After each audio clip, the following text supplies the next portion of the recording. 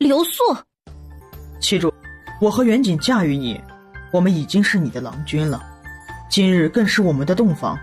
如果您不留宿，下人如何看待我和远景？还有，我和远景是真心想要和您一起生活，我们对您有爱慕之情，七主可愿和我们做真实的夫妻？陆远义脸色微红，说完甚至是不敢看苏月瑶的眼睛，整个人更是显得有些局促。苏月瑶听到直接愣住了，张大嘴巴有些吃惊地看着他。你们，我缓缓。七主，我心悦于你，也许是第一次我在茶楼看见你据理力争的时候，也许是在城东庄子上你努力救人的时候，或者是你不管不顾维护主君的时候，又或者是你不求回报教授我救治落水者的手法，还有你给我画的聘礼图，我真的很喜欢。苏月瑶，我陆远义从未心悦过任何人，此生愿驾驭你，爱护你，努力给你这世间最好的一切，也请你不要推开我，给我留在你身边的机会好吗？远义苏月瑶看着表白的陆远义，有一刻的不知道说什么。他有些凌乱，他喜欢不喜欢他？他好像不讨厌他的吧，不然他怎么会同意娶她呢？陆远义看着苏月瑶脸色的纠结与迷茫，心里刺痛一下，下意识的把人抱在怀里。月瑶，不要拒绝我，真的不要。远义，我给你机会，我现在不知道是否喜欢你，也请你给我些时间好吗？月瑶，谢谢你给我机会，我会让你慢慢喜欢上我的。七主，时间不早了，远义伺候您沐浴。沐浴我自己来就好，你不用对我说话这么客气的。这里的人怎么这么喜欢帮女子洗澡？我还没有见过男子沐浴呢。杨千寻身材很好，这陆远义不知道身材如何，会不会和杨千寻一样也有8块腹肌？美男清水出浴图，想来会更有视觉感。我这是想什么呢？进了浴室的苏月瑶此时已经褪下衣衫，静静坐在浴桶里，上面一层层的花瓣，真是一样的套路。春日在衣架旁背着身子守着，看到陆远义来了，下意识的想要拦着。陆远义看到春日站着的位置，挑了挑眉，心里有些吃惊。苏月瑶沐浴竟不让下人在一旁伺候。你退下吧，本侧君会伺候女君沐浴的。侧君，女君不喜欢奴们贴身伺候，平日都是在一旁守着，您要是进去了，奴怕女君会……今日是本侧君的洞房花烛夜，侍奉女君本就是本侧君的职责，女君要是怪罪，我自己担着。陆远义说完已经进去了。春日有些担忧，看了里面一眼，又立马退出了浴室。苏月瑶此时正闭目养神，想着一会儿怎么睡觉。刚刚他说试试，陆远义应该不会上来就行周公之礼吧？要是他要碰他，他是给碰呢，还是不给碰啊？真是有些烦恼。但是想想他们已经是合法的，他都把人娶回来了，都成自己的郎君，有何不能碰的？想得入迷的苏月瑶突然肩膀被人碰了一下，他立马睁开眼看向身后之人。你怎么进来了？远义伺候君主沐浴不是应该的吗？再说浴室水滑，七主出了问题，远义可是要受罚的。我不是让春日守在衣架旁吗？苏月瑶抬头看向远处的衣架，发现春日已经不见了。春日离这里的距离，如果七主出事，怕是来不及。七主为了身体，也为了我们，沐浴身边还是要有近身伺候的人稳妥。得了，又来一个劝他的。他现在努力适应了在自己郎君们面前宽衣解带，但是可接受不了在这些下人面前如此。如果是我自己沐浴，我会自己小心的，所以其实你也不必。远义马上就要成为七主的人了，当然不能看着七主做出危险的事情来。明日我和主君商量下，看看在下人中选出更稳妥的人。那倒不用，我不需要。妻主这是害羞了，还是不喜欢远意伺候？你，妻主既然已经决定要和远意试试了，妻主不让远意靠近，如何是呢？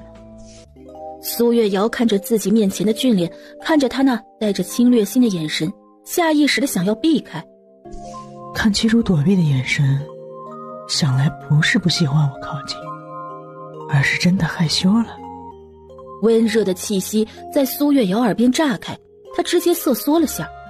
妻主真美啊。苏月瑶有一刻失神，她并没有看到此时的陆远义耳朵也是红的彻底，真是美貌误人呢。关键这美貌还是她的了。这陆远义此时就像是开了屏的孔雀，人家都送上门了，他应该还是不要拒绝了吧。妻主已经洗了很长时间，该起来了。我自己起来，你把巾布放衣架上，我自己起来擦。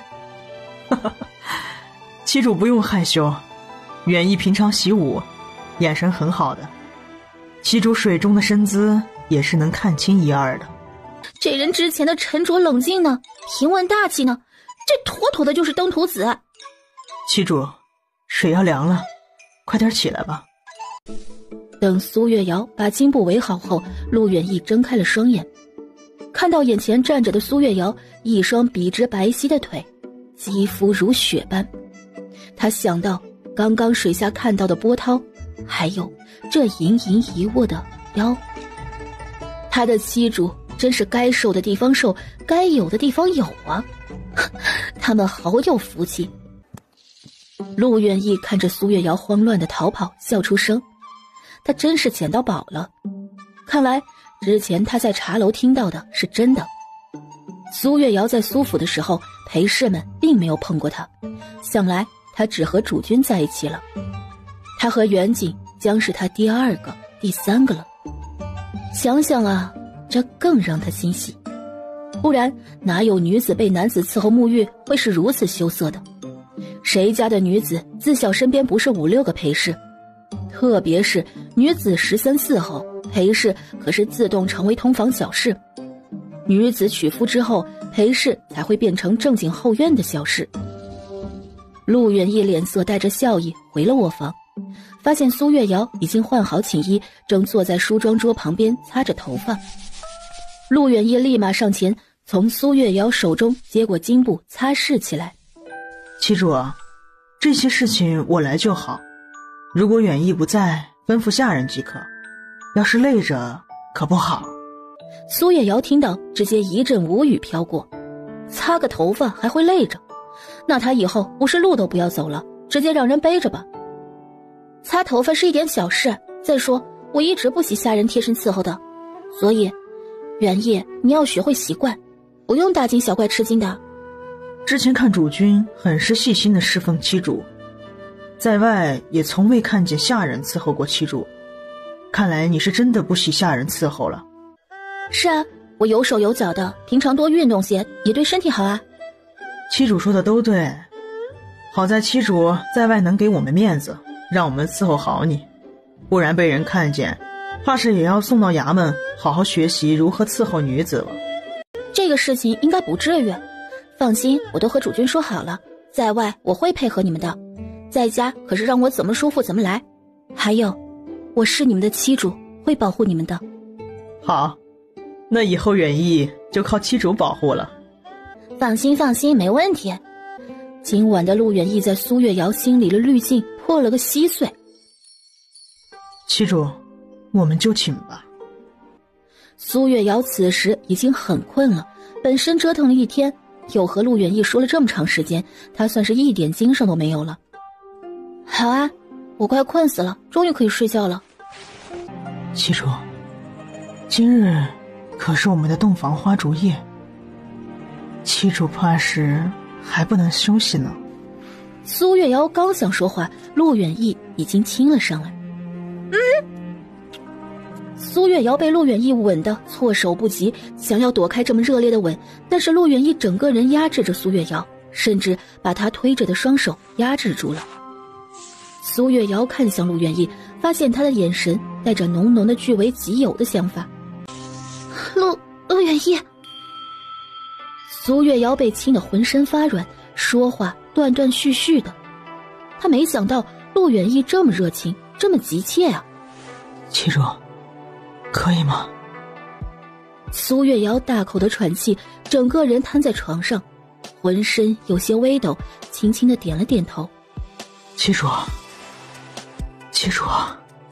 陆远义得到同意后，守规矩的解开苏月瑶的寝衣。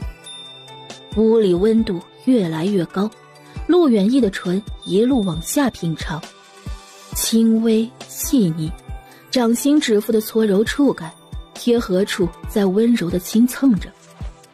苏月瑶被陆远义的细致抚摸，身子发软发烫，发出阵阵闷哼声。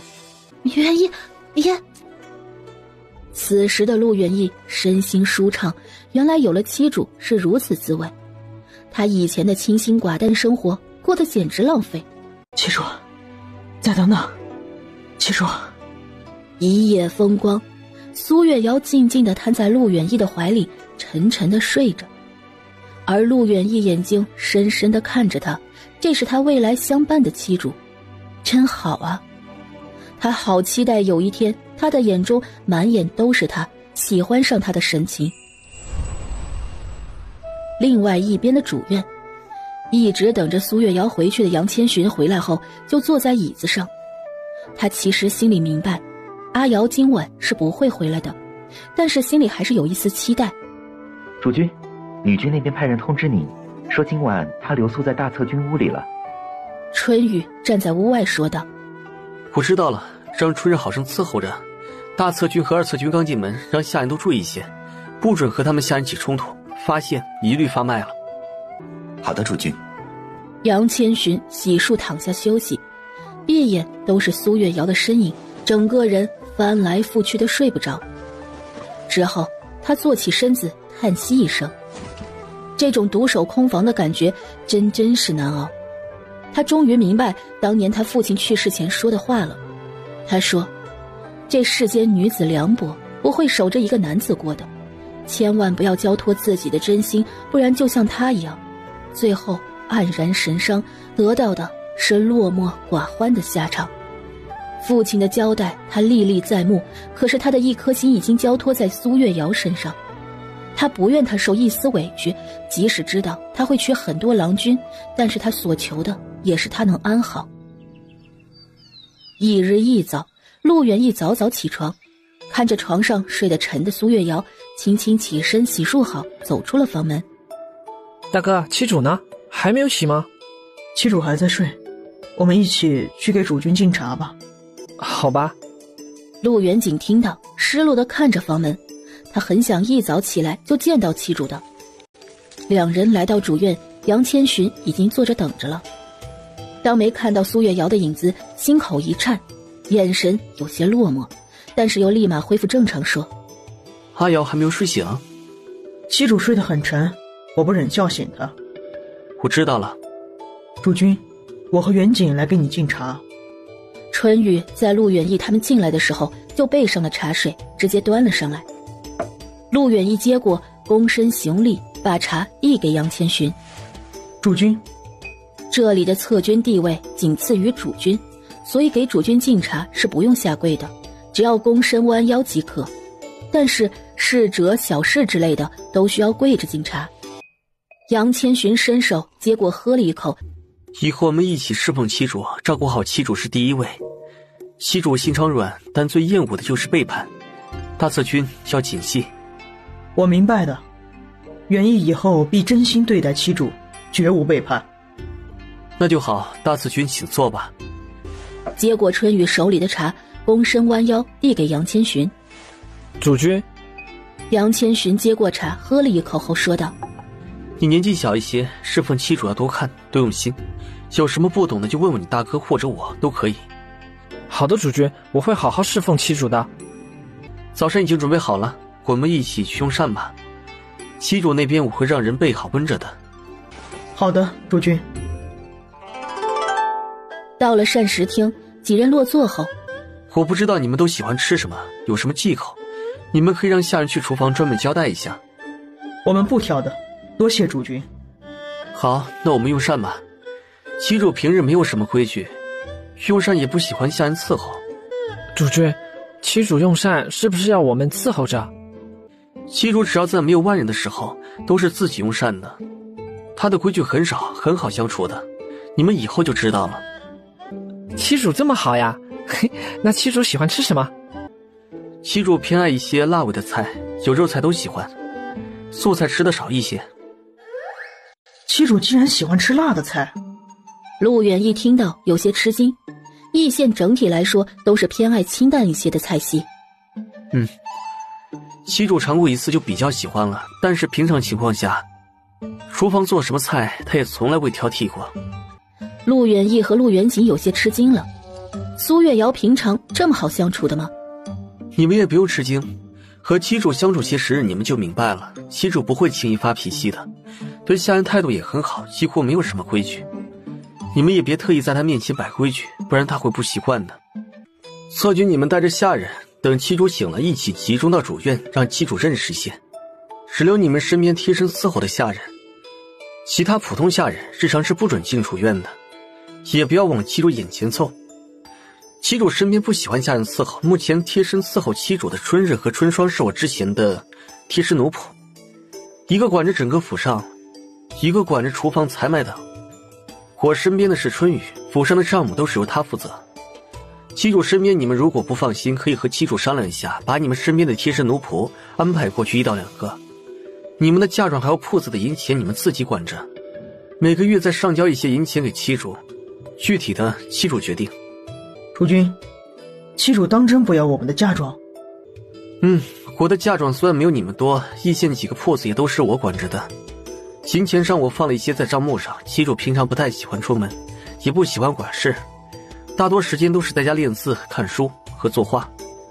再说妻主目前的画作很值钱，前一段在齐鲁书寺的画作拍卖，值了3万多两银子吧，妻主也放了一些银子在账房，剩下的银子让我帮忙给他买一个带田地的庄子。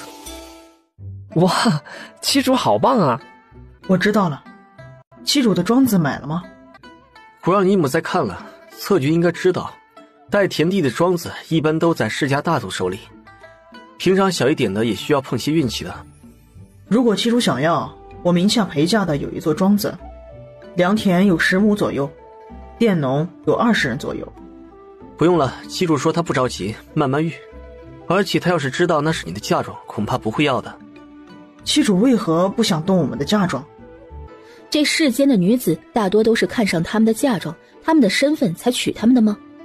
妻主只说过那是我们的东西，而且她不想管事情。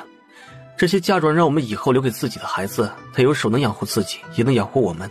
陆远义、陆远景对视一眼，都很震惊。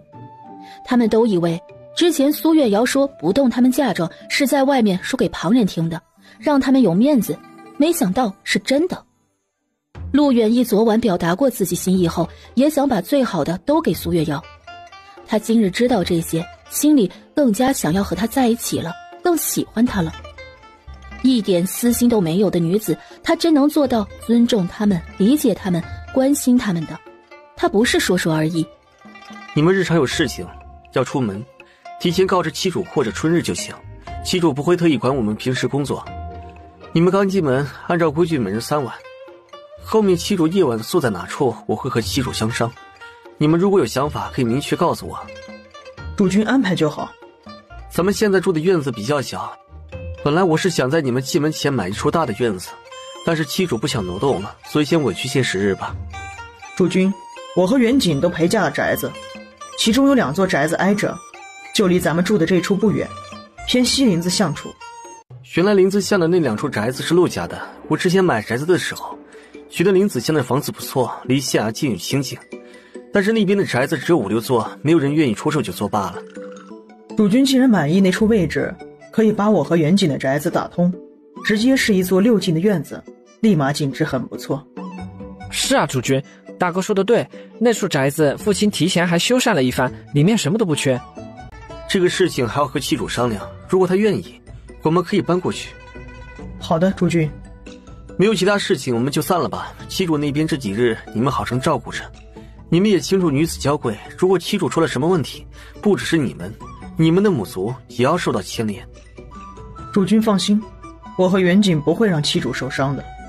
好。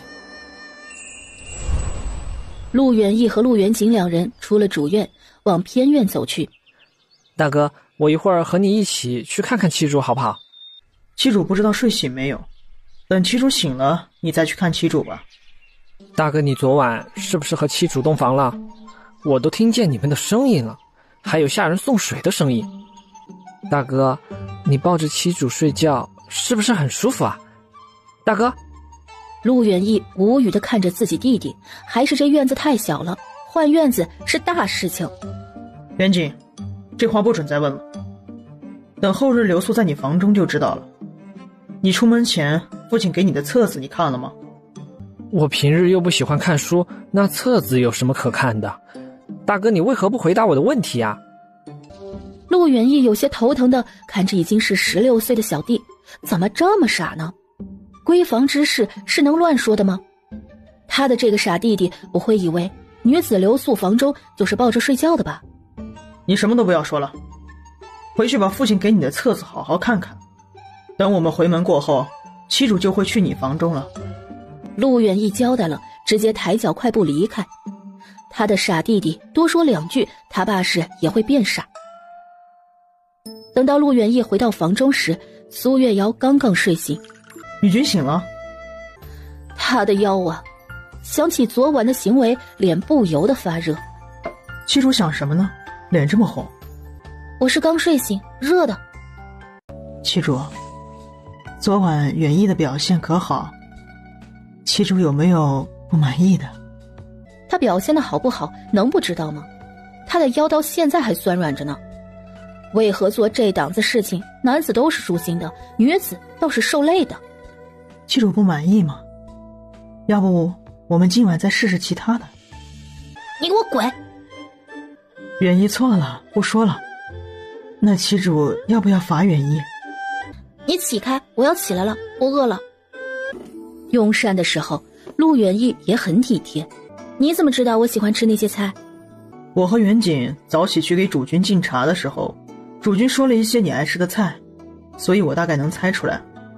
原来如此，你和远景刚刚入府，如果有什么不方便的，给主君说。芊芊人很好的。主君已经和我们说过了。你们好好相处。我觉得既然咱们都相处在一起了，我不知道你们男子嫁人在后院到底是什么样的，争宠什么的我不太喜欢看到。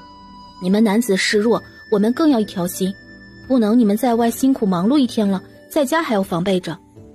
陆远义，我可以承诺于你，只要你不背叛于我，真心对我，来日不管你或者你的母族遇到事情，我会站在你的身边陪着你。主君那边他知道我意思，他不会特意找你们麻烦，所以远义，能明白我的意思吗？我知道怎么做的。妻主，我此生绝不背叛你。你们出门办事，如果遇到问题也要告知我，我身为你们的妻主，也是要为你们遮风避雨的。再说这世上对女子的维护很多，有些事情我出面会比你们更容易解决。我终于明白为何主君会说妻主你容易心软了。妻主是我见过心肠最好的女子。那主君有没有说过我心软的对象对谁？我只对我喜欢的人有那么一丝的心软，外人怕是连一丝丝都没有。那妻主是对我有一丝喜欢了？算是吧。远义很好，继续保持。谢谢妻主，远义会更努力的。我吃好了，我去看看主君。妻主，还有一些事情，妻主等等就能见到主君的。什么事情？妻主，我和远景这次出嫁，我们身边每人贴身伺候的有4位，还有2人是暗处保护我们的，其他奴仆我们每人10人，他们需要让你认识认识。奴仆已经在主院等着了，主君也在，我们现在过去吧。这些下人确实要见见，毕竟是陆远义他们身边贴身伺候的人。那走吧。2人到了主院，发现院子里站着一群人，不止陆家的人，连之前杨千寻选的下人也都在。见过女君、大策君。下人纷纷跪了下来。不用多礼，都起来吧。多谢女君。下人都起身来。七主，这是陆家下人全部人的卖身契，以后七主就是他们的主子。陆家的奴仆站到这边来。春日上前一步。这位是春日，平常跟在我身边，管着府中所有的事情。你们以后有事可以和他说。你们的卖身契如今已经在我手里，我给你们一次机会，如果不想留在苏府，今日领10两银子，卖身契归还，你们可以离开。奴们不愿离开，愿留下来伺候女君和各位主子。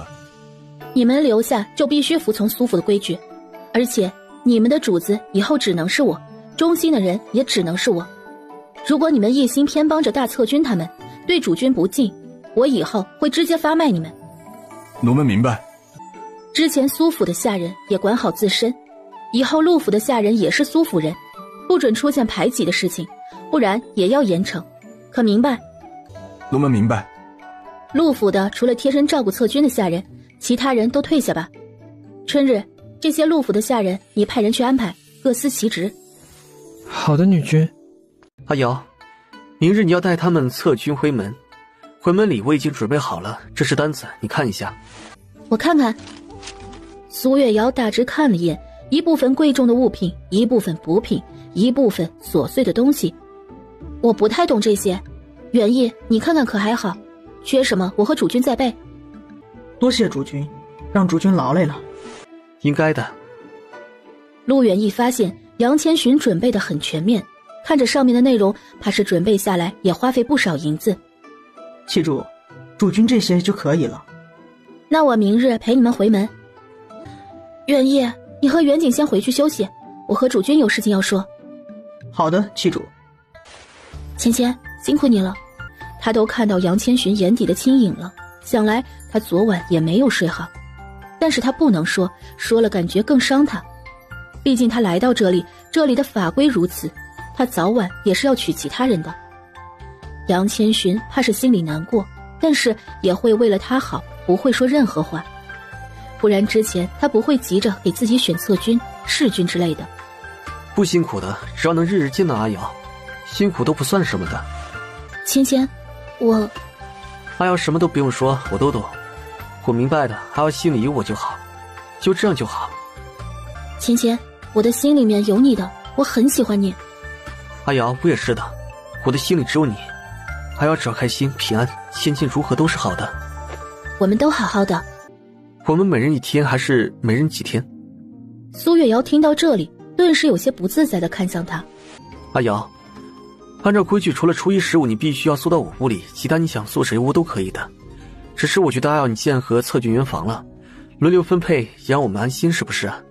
不然按照阿瑶的喜好，怕是会偏爱其中一个，到时候后院他们怕是会去争宠了，以后人多了怕是更严重。还不如一早就轮着来，大家都有，心里也就平衡了。每人1天轮流，之后我休息2天自己睡，之后再轮流。再说远景，我并不打算和他在一起的，他年纪有点小。阿瑶，二策军年纪已经刚过16生辰，算是17岁了，和你一样的，哪里小了？再说女子不都喜欢比自己小的吗？好吧，他的错，一不小心带入了现代的年纪，16、17少年般的年纪，还在读高中呢。阿瑶，二策军性子活泼一些，想来也是家中比较宠些，但是你看他的眼神每每都是带着欣喜的。阿瑶可不能因为他比我们小个几岁就如此拒绝他，不然那孩子哭给你看，我可不管。苏月瑶一言难尽地看着杨千寻。还有阿瑶，不能休息1天吗？每人轮流1天，让你休息1天好不好？就这样都要3天才能晚上搂着阿瑶睡，要是再休息2天，可就是5天见一面了，时间太久了。不行，我要休息2天，你们要是每天都，我的腰还要不要了？阿瑶，这是夸我们的。那阿瑶还没有说我和大策军你更喜欢谁多一些呢？特别是晚上。苏月瑶抬头看着杨千寻，不相信他嘴里会问出这么荤的话，还是那个翩翩清冷范儿的贵公子吗？阿瑶，芊芊，你怎么能变成这样？仙姬只想知道谁更好，也不可以吗？我脸皮薄，才不会回答这个话题。你忙吗？我去书房一趟。之后，苏月瑶快步的离开，再不走，她怕是逃不开杨千寻的逗弄了，一天天的就会说些让她脸红心跳的话。妻主睡醒了？我不是在书房吗？怎么回房了？我下午忙完去找妻主的时候，发现妻主躺在软榻上，怕你睡不好，就抱着你回来了。哦，妻主要用晚膳吗？今日是陆府的厨子做饭呢，你要不尝尝？他们中有擅长做辣菜的呢。是吗？那我尝尝看。我其实挺喜欢吃辣味的菜，毕竟这里的菜大多都是炖的，味道清淡，如果油大会有油腻味道，所以对比油大的菜，他宁愿吃清淡的菜系。两人去到膳食厅桌前，发现有很多菜，杨千寻和陆远景已经等着了。芊芊我自己吃，不用专门伺候我用膳的。今日算是我们一起用的第一顿膳食，以后就是一家人了，我们要相亲相爱。妻主说的真好，相亲相爱呢。他还是第一次听到这样的话语。陆家，他父亲即使受母亲宠爱，但是有时候也会打压其他侧军。毕竟后院之中只有一个女子，有的女子娶得多，后院郎君都不一定数得过来。听阿瑶的。那动快吧。苏月瑶笑着夹了面前的清蒸肉给杨千寻。多谢阿瑶。苏月瑶顿时看到陆远义和陆远景眼神巴巴地看着他，立马给每人夹了菜，他们立马脸上有了笑容。这要是人多，他每人夹一筷子，可以不用吃了。阿瑶你也吃，陆府有位厨子专门会做辣的菜，春霜还特意和他探讨了一番呢，你尝尝看。是啊，妻主，我平时对吃的不太在意，我父亲也不知道你会喜欢吃什么样的菜，特意选了2个精通做菜的仆人。父亲有心了，等明日我带你们2个回门，特意感谢一番。妻主客气了，尝尝看菜合不合口味。肉质很鲜，有隐隐的微辣味，味道不寡淡。菜很好吃，我很喜欢。妻主喜欢就多吃一些。用过膳后，苏月瑶慢慢悠悠地跟着陆远义回了房间。妻主考虑换个大的宅子吗？你们觉得这院子小了点是吗？我和远景都可以的，就是我们的一些东西怕是放不下。下人那边也都是几人挤到一个房间的。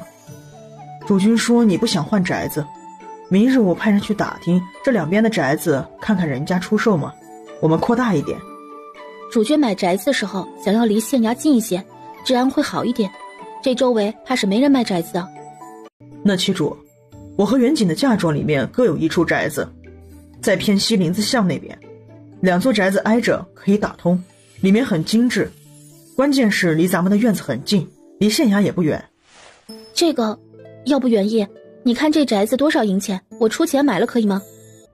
妻主，我明白你的意思，我们嫁妆都是你的，其实不必如此的。没想到妻主这么在乎主君。妻主用银钱把宅子买了，主君搬过去就一点心理负担都没有了。这一刻，陆远义心里有些嫉妒，妻主心里好像最在意的是主君。这也怪不得，毕竟妻主和主君相处时间长了些，他相信妻主有天心里也会有他，为他考虑。远义，我一个除族的女子，身后没有任何依靠，主君也是如此。如果我们搬进你们宅子，主君的地位就很尴尬，我不想让他心里难过。相反的，如果此事发生在你们身上，我也不想你们难过。所以宅子的事情我会和主君商量。我和远景把宅子卖给你。远义当真舍得？听你说的位置，怕是那里的宅子一般人都不会买到，而且你和远景的宅子还挨着，怕是你父亲也动了一些关系才买到的吧？在我和远景这儿，其他事情都没有妻主来的重要，而且妻主才是那个最无价的，不是吗？这么说来，我还成为无价之宝了？当然，妻主这么好的女子，性情温和，不打骂我们，甚至还会为我们事事考虑，当得起无价之宝呢。苏月瑶被陆远义夸得有些不好意思。妻主，宅子的事情你们操心了，买卖的问题我会找主君商量的。好，那我就不管了。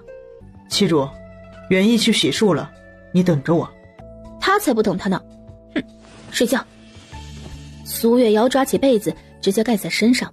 赶到陆府的时候，时辰上还是晚了小半个时辰。苏月瑶和陆远义、陆远景到了陆家的会客厅的时候，发现陆家男眷都等着呢。陆家女子没有在大厅里。大哥终于回来了，大哥家人就是不一样，平日最守规矩的，今日回门倒是晚了些呢。苏月瑶进门的脚步一顿，这人是谁？远红，你说什么呢？我们回来晚一会儿，怎么了？母亲和祖母不都没有过来吗？远景，那是你八哥，怎可直呼其名？哼，一个数字，我怎么叫不得了？主君，你看远景，女君特意说过的，咱家不分嫡庶，都是公子的。苏月瑶听到男子的声音，看了过去，刚这语气，她怎么感觉是一朵小白花呢？这么差。哎，远景啊，话过了，给你八哥道歉。父亲，父亲，今日是我带着远义和远景回门的日子，虽说晚了一会儿，那也是我的不是。但是这位公子，从我刚进门就出言讽刺远义，是不是更应该道歉？苏女君，你怎可在外如此为混男子？我并没有出言讽刺大哥的，只是想要提醒他。苏月瑶看着他的行为，直接有些难受。他突然想到，他相亲见到了一家公子，也是这个做派。最近义县的女子眼都瞎了吗？喜欢这样的风格，真受不了。你这人说话真有意思，我身为女子，怎么不能维护我的郎君了？你是讽刺是提醒，我能听不出来？还有这位公子，你的行为我很不喜欢，看着有些辣眼睛。苏女君，你说话怎可这么难听？我的红儿多好的公子，你这么说，还让他以后如何嫁人？哦，她嫁人不是应该你这个做爹的管的吗？关我何事？还有，你刚刚的语气是指责我吗？我记得朝廷有法规，男子在外不得以任何理由指责女子，不然要怎么？阿义，律法上怎么规定的？我怎么记不得了？苏女君，我没有指责你，没有的。七主，男子无端指责女子，律法上是最低杖刑10杖。如果女子有身份的话，要翻倍。男子听到立马跪了下来。苏女君，我没有的，主君。这是发生何事了？月瑶怎么不落座？站在门口干什么？武策军跪在地上是何意？七主，我没有指责苏女君，没有的。陆父起身走过来，对着陆母直接把刚刚的事情说了一遍。母亲，今日是我早起忙着给您作画，一时忘记了时间，晚过来一会儿，还请您别责怪阿义他们。苏月瑶说完，示意春日把他之前随手画的一幅风景图拿出来。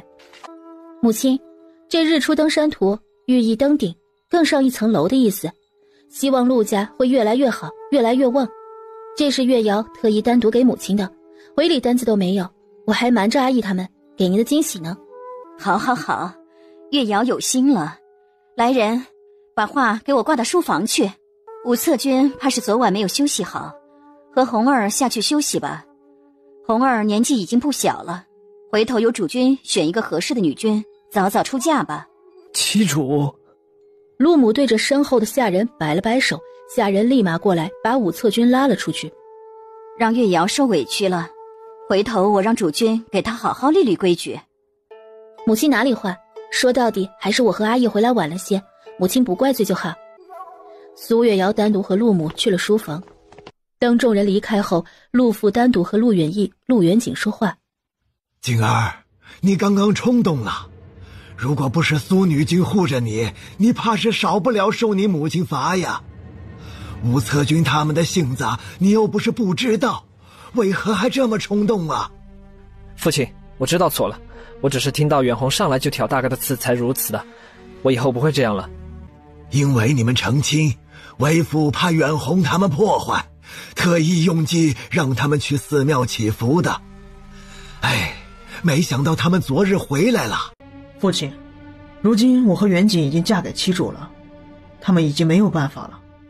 也对，一儿，我看苏女君对你们不错呢，这么正式的场合能出面维护你们，我替你们高兴啊，也放心了。父亲放心吧，妻主对我们很好，几乎是事事顺着我们，也不打骂我们。那就好啊，你们以后要好好侍奉她。你母亲虽然敬重我，但是这几年心也偏武策军多一些了。今日我还是第一次见你母亲如此不给她留情面。苏女君那幅画送得真好啊，把你母亲哄得如此开心。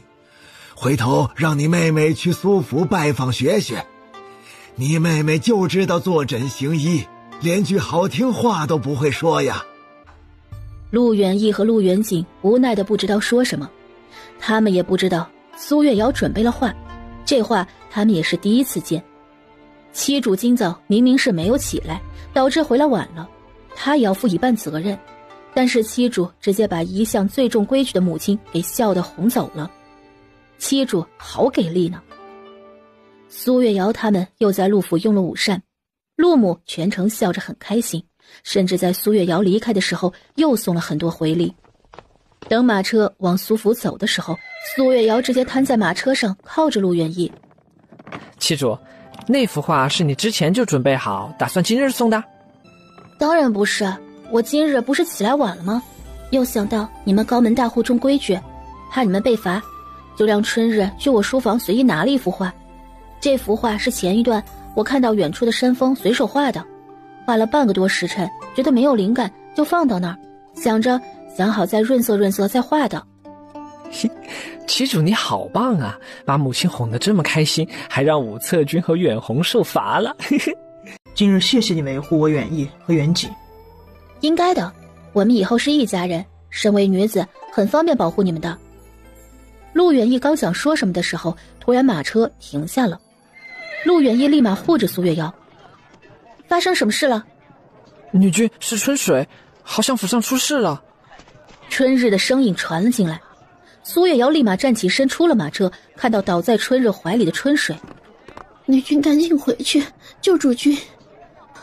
郑家女君带着人气势轰轰地打进府，要见主君。奴们拼死抵拦，已经快坚持不住了。春水说完就晕了过去。走，快回府。妻主，我们先回去。远景回去请母亲过来，还有去县衙找县令大人。好的，大哥，你和妻主小心些。陆远义抱着苏月瑶一个用劲儿，直接飞了出去。两人到了宅子门口，看到大门开着，苏月瑶顾不得其他，直接跑了进去。快到里院的时候，听见一阵打砸声。杨千寻，别以为你躲在屋里不出来，我就能放过你。当年我就是为了得到你，才找人毁了你的名节。你竟然敢躲在义县嫁人，我堂堂凤都郑家女君，你敢嫌弃于我？你再不出来，我就让人撞门了。来人，把门给我撞开。郑女君吩咐下人道。屋里的杨千寻脸色一片死寂，又带着决绝，身子有一丝的发抖。主君，春水已经逃出去请女君了，会没事的。我们出去吧，还要回来遇到愤怒的郑女君，如果受伤，我怕是难辞其咎了。主君您不能出去，我们不能对郑女君动手的，不能出去的。砰的一声，房门被破开了。春雨，我们出去吧。最后杨千寻一袭白衣，独立傲然地站在门口。杨千寻，我还以为你躲着不出来呢。郑女君，这可是我妻主的宅子，是苏府，你如此欺人太甚，视律法为何物？律法？我身为女子，律法能奈我何？再说郑家在丰都可是百年世家，我母亲更是陛下钦点的户部尚书，你妻主一个没有家族庇护的女子，为了你一个毁了名声的男子，还敢和我作对？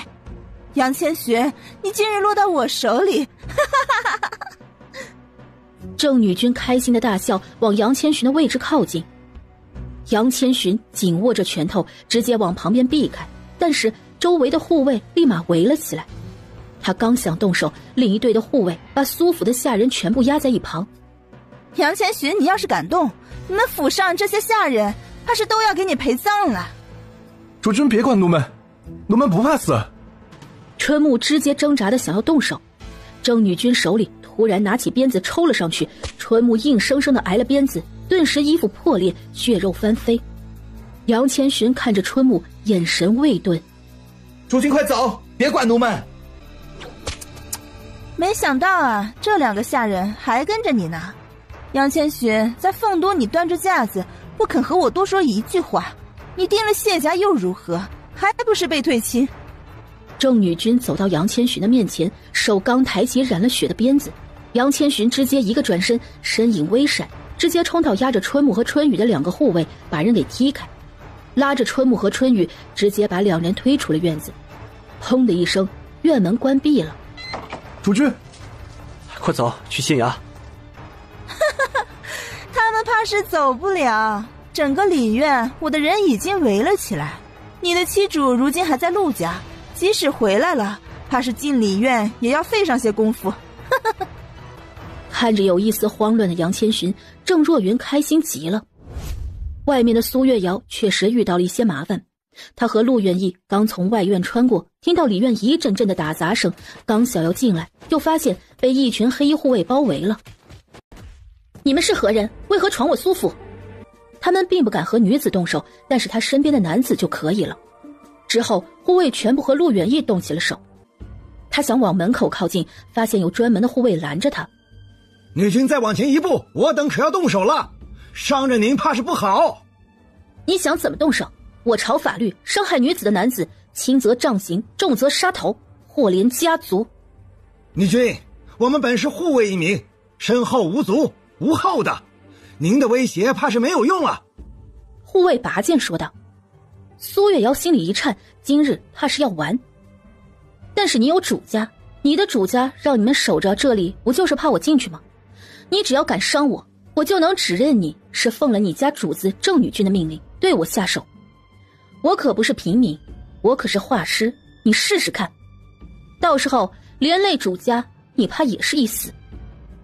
苏月瑶抬脚继续往前一步说道。护卫明显有一丝的犹豫，苏月瑶趁着他的犹豫，直接快速跑了进去。护卫刚想追，陆远义立马提剑攻击了上去。苏月瑶到里院院子外，发现受伤的春雨和春木，立马上前。主君呢？女君回来了，女君，主君在院子里，您快救救他。苏月瑶推了院门，发现推不动，这门怎么打不开？门被里面的人封着了，奴们受了伤，用不上力。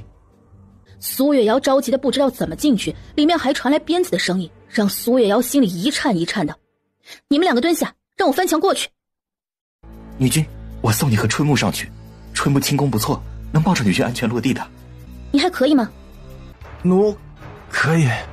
苏月瑶踩着春雨的肩膀，慢慢的爬上了墙。院子里，郑女君派人抓杨千寻，但是杨千寻都巧妙的躲开了。郑女君拿着鞭子乱抽，杨千寻慢慢的有些吃力。护卫都在围着杨千寻，所以并没有看到墙上的苏月瑶。苏月瑶看着杨千寻被人一层层的围着，顿时更着急了。春木，快点上来！最后春木抱着苏月瑶准备下去的时候，苏月瑶一个紧张，脚下一滑，没有搂紧苏木，整个人往下倒栽。啊！整个院子里听到苏月瑶的叫声，杨千寻更是眼睛一缩，一个闪身想要接住苏月瑶，但是已经晚了，他只能直接垫在苏月瑶身下。砰的一下，杨千寻直接闷哼了一声。芊芊，你没事吧？阿瑶怎么这么冒失，太危险了。他刚刚看见苏月瑶从墙上摔下来的行为，吓了个半死，被砸的心口隐隐作痛，都顾不得。芊芊，我没事，这刚刚没有站稳。芊芊，你有没有受伤？我没有受伤。杨千寻看着苏月瑶担心他的样子，心里一暖。你就是娶了杨千寻的苏月瑶，长得倒是不错，你不知道她是我郑若云看上的人吗？特别是看杨千寻刚刚的态度如此温柔体贴，他心里更生气了。你看上的人，那他可和你定亲了，那他可说了要嫁给你了。郑女君，不只是脸大呀，我看着心也大呢。你别以为你是女子我不敢如何，我们郑家在凤都可是百年世家，我母亲可是陛下钦点的尚书。那又如何？郑女君你多大了？还没有断奶呢，只会拼母亲。你太可恶了，我绝不饶了你。来人，把苏月瑶给我拉开！我要当着他的面欺辱他的主君，让他看看他的主君是个什么玩意儿。郑女君，怎么这么无耻呢？说不过我就让人动手，我看谁敢！我是朝廷承认的画师，不是普通百姓。今日只要敢碰我的人，我来日必将上凤都告御状，也不会放过你们，甚至是你们长眠底下的亲人也不放过。护卫对上苏月瑶的冰冷眼神，还有他厉声的威胁，让他们心里一颤。还不动手！今日院子里都是我们的人，怕他的证词谁信？七主的证词有义县陆家人作证，不知郑女君还有如此跋扈吗？哼，凤都陆家人我都不怕，还怕小小义县的陆家人？远义可有受伤？医生的血不是我的，我没有受伤。朝廷的法规，男子不能无端指责女子，不能欺辱女子，不得伤害女子等等。一旦被举报，受罚都是轻，连坐才是最狠的。他们犯事，他们的父亲兄弟都要受到牵连。这也是杨千寻一直躲着不见郑女君的原因。来人，把苏月瑶给我拉开！我今日就替他好好收拾收拾他的郎君。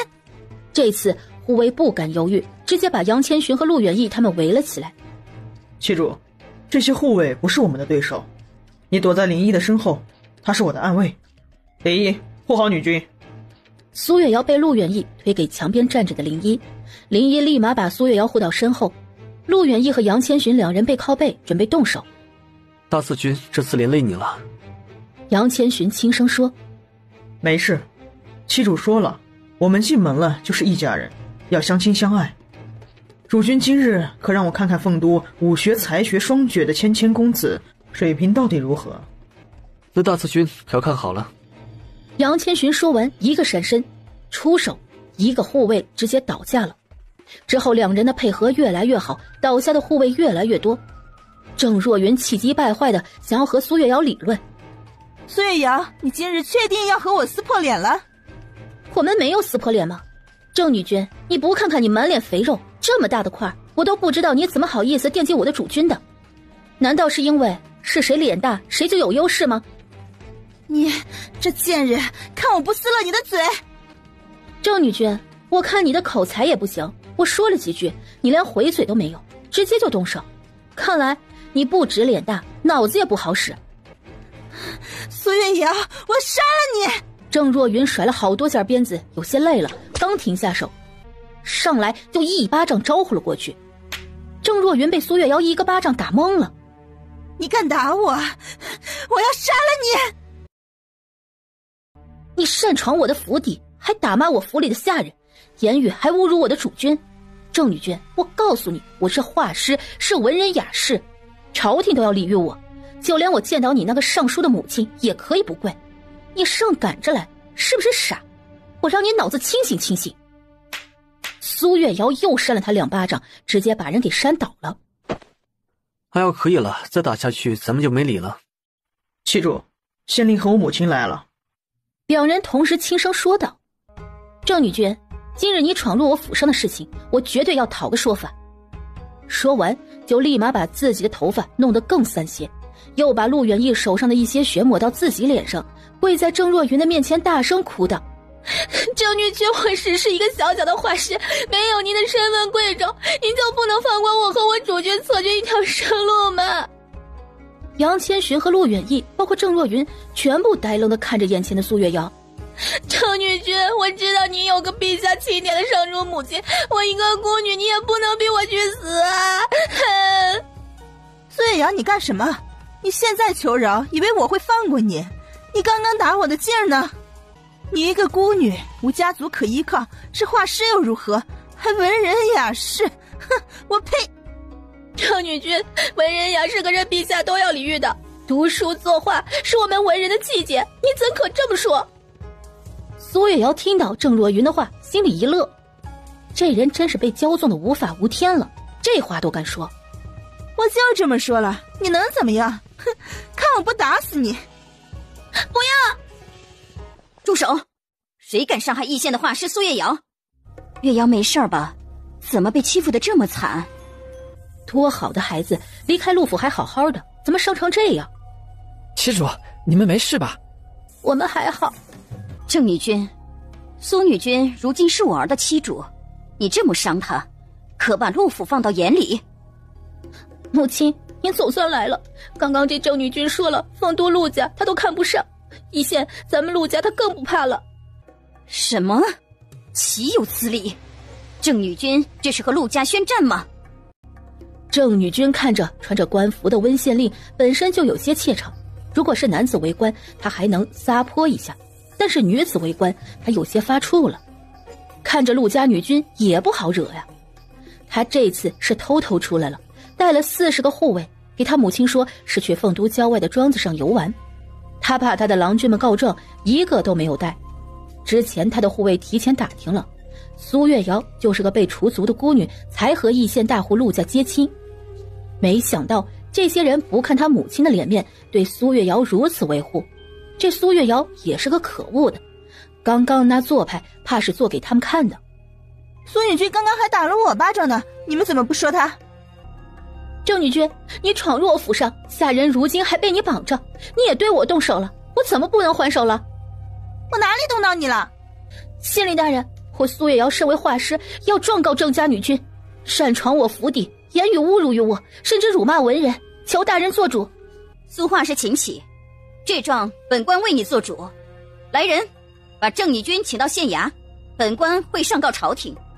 问问郑尚书如何叫那女子以官压人的。你们敢羁押我，我母亲不会放过你们的。来人，把这些护卫全部押到大牢里。好在事情解决了。阿瑶，今晚我们怕是要换地方住了。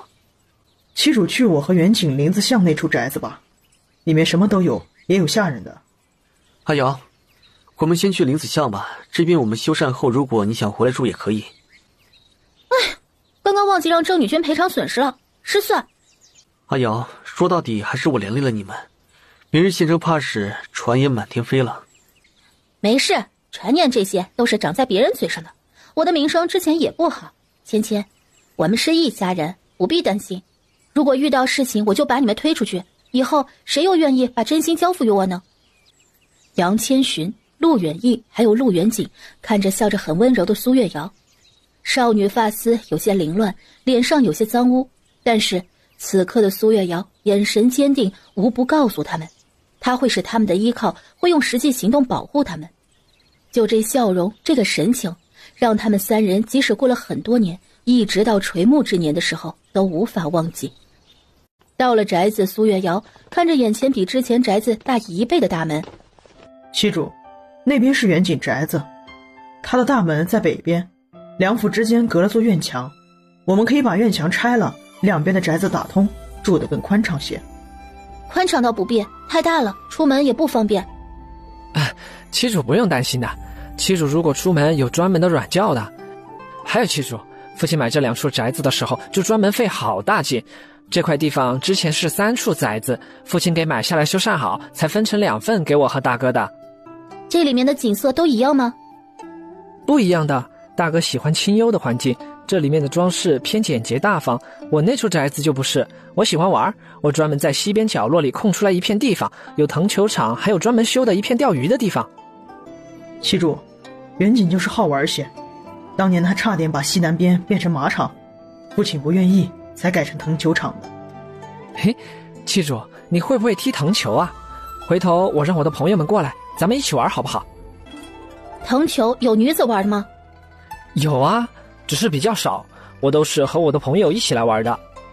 好吧，等我们有空的时候再玩。妻主，你和主君住在东屋吧，我和远景想住在侧屋，其他院落下人也都没有打扫出来。好啊，你们看着安排。膳食一会儿厨房会送过来，妻主先去沐浴，换身干净的衣裳吧。好，春日，春水伤如何了？回女君，春水已经送到陆家的药堂，有专门的大夫救治。那就好，今日受伤的下人都多发2个月银钱，让他们养好伤再上工。好的，女君。这时杨千寻沐浴过后，穿着一身白色寝衣走了出来，衣服里若隐若现的，苏月瑶眼前一亮，咽了咽口水。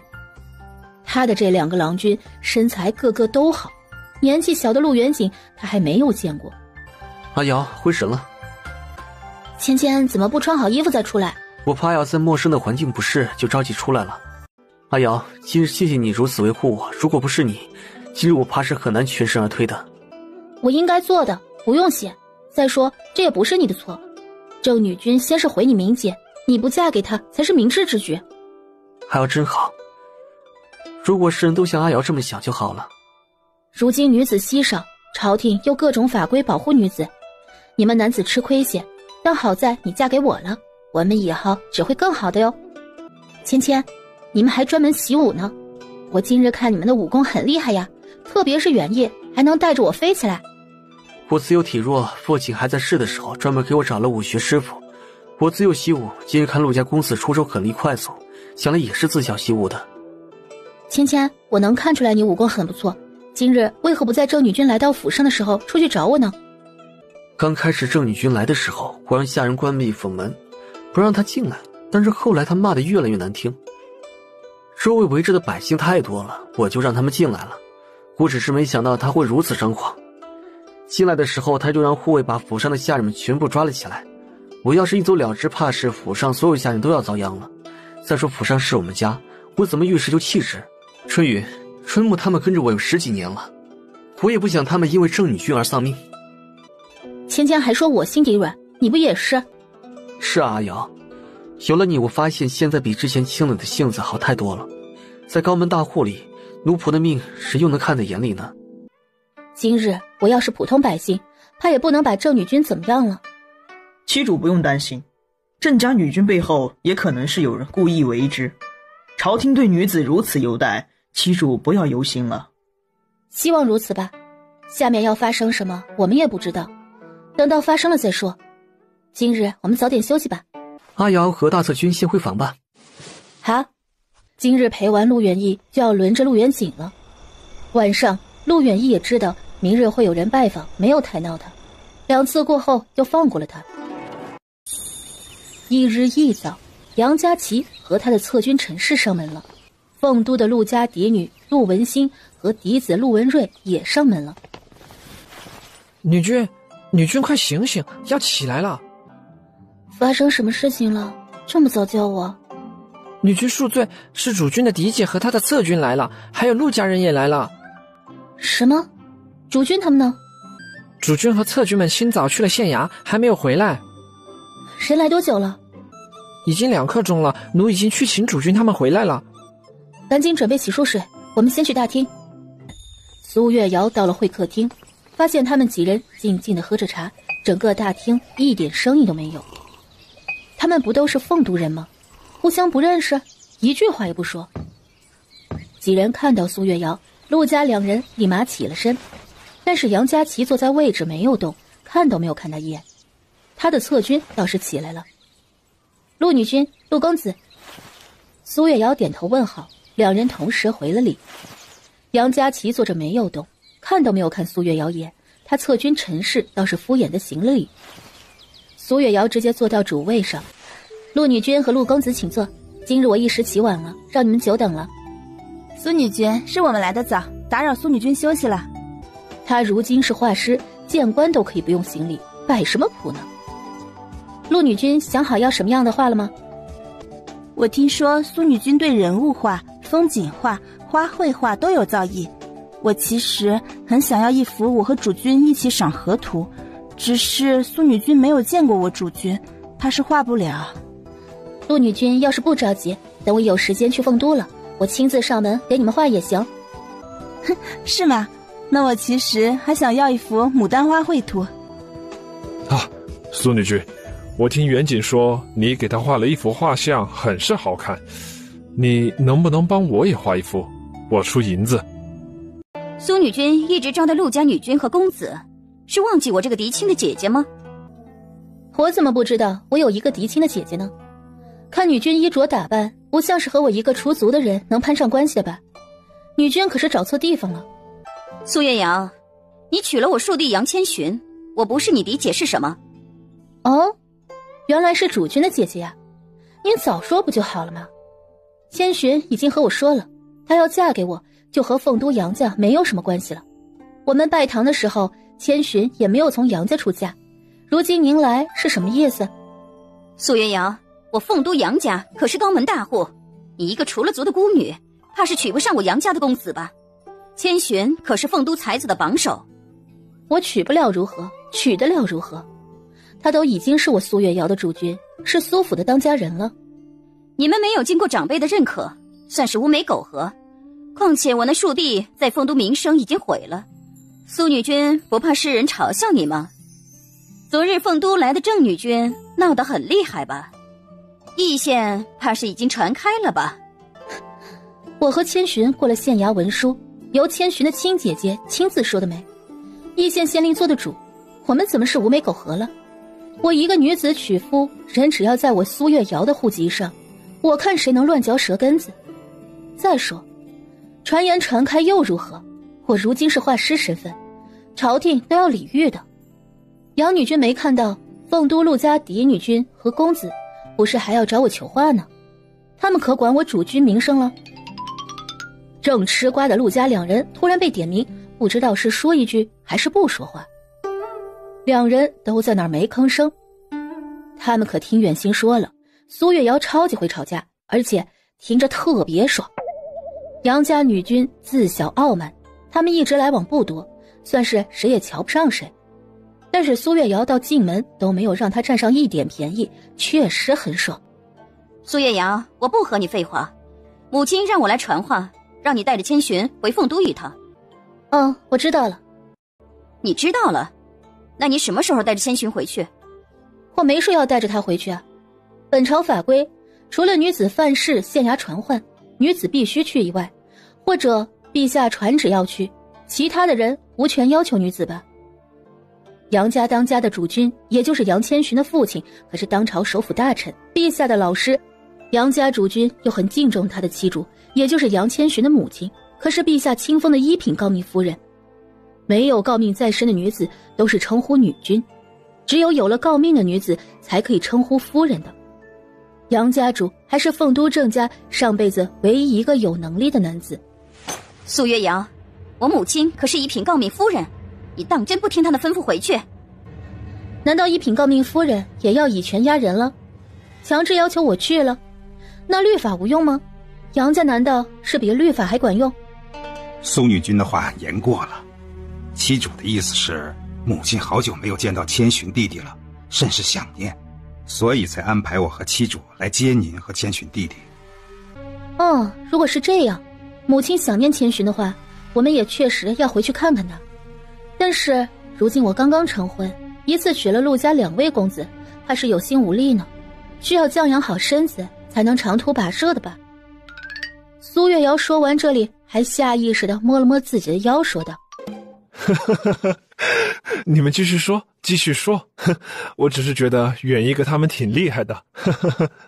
苏月瑶听到，尴尬地瞥了他一眼，他只是隐晦地说了推脱词，这还直接让这陆文瑞说开了。苏月瑶，你别给脸不要脸的，我们杨家在凤都也是排名在前几的高门大户，我母亲让你和杨千寻回去，是看得起你们，别得寸进尺。姐姐，话不要说得如此难听。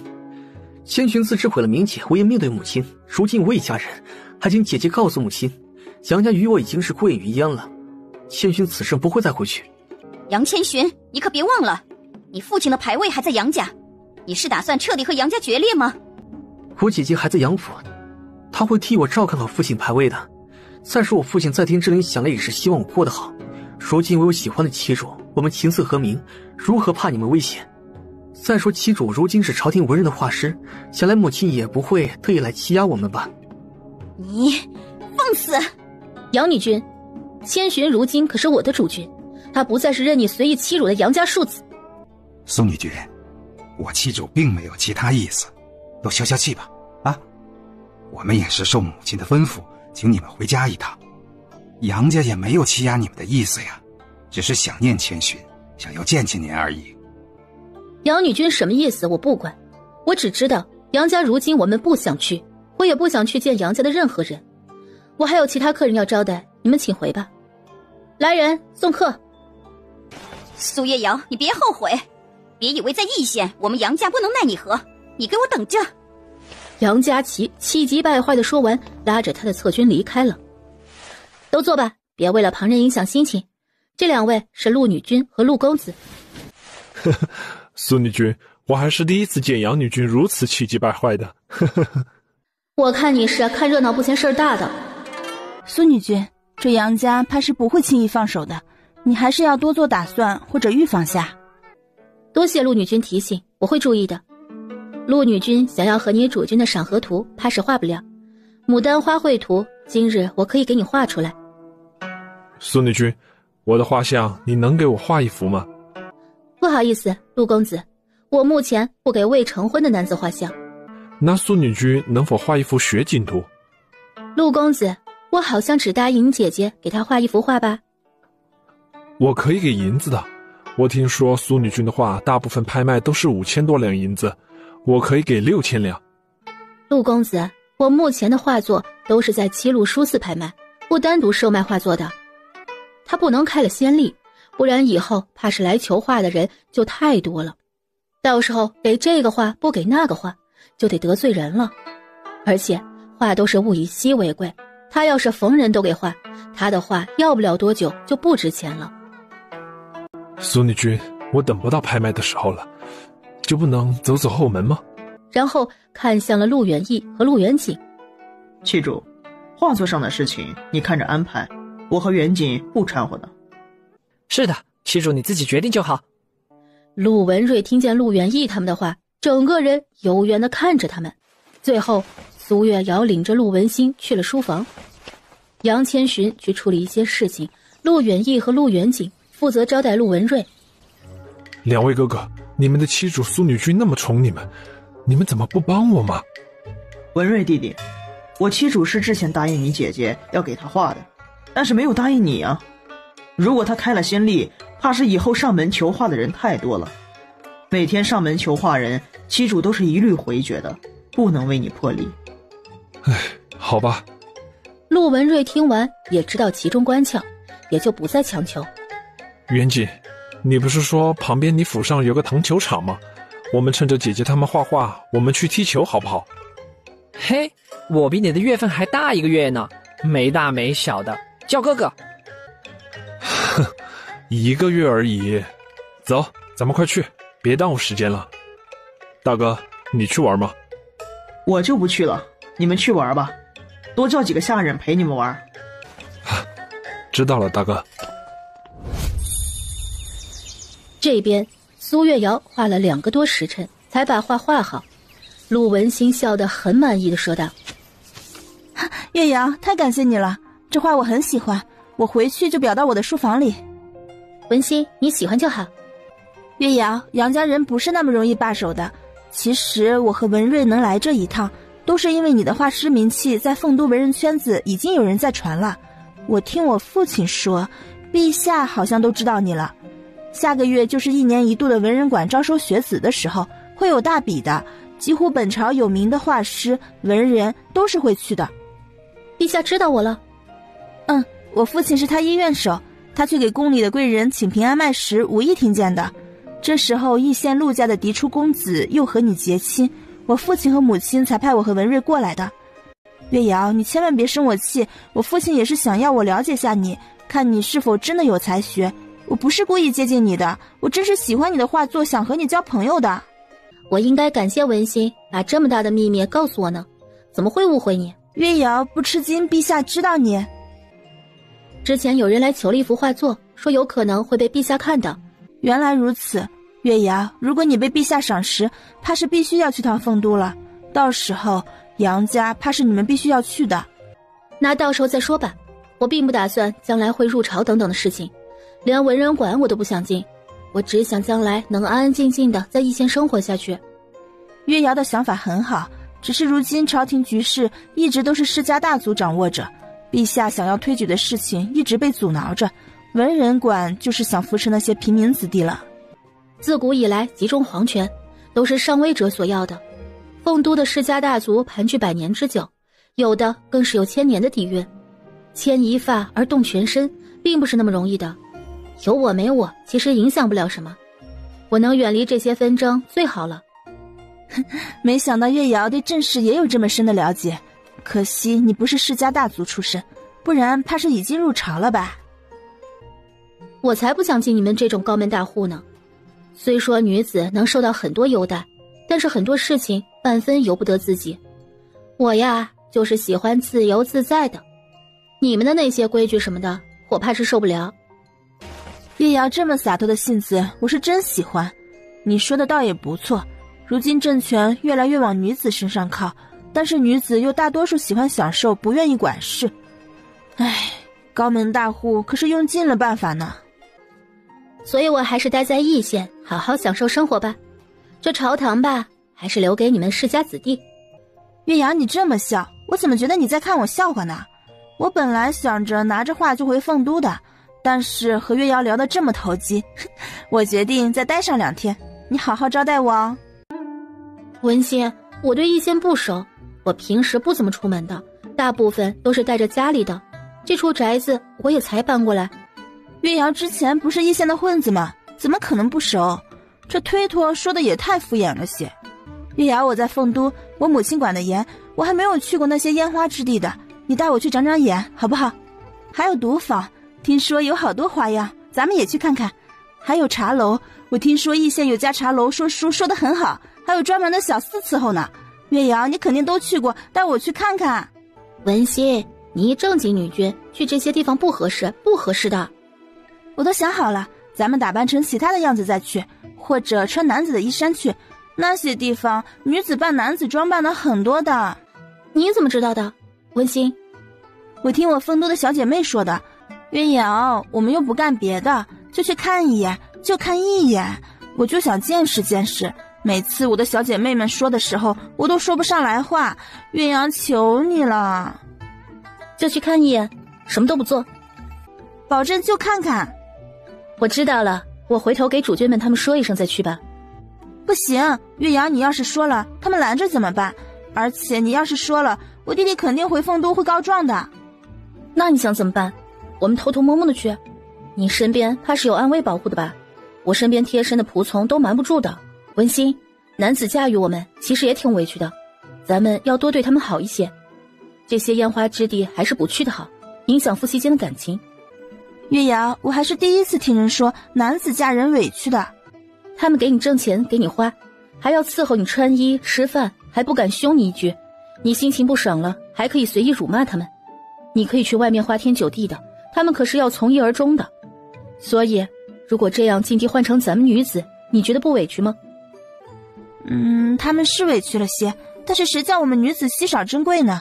再说我们只是去看看，又不干什么，也算还好吧。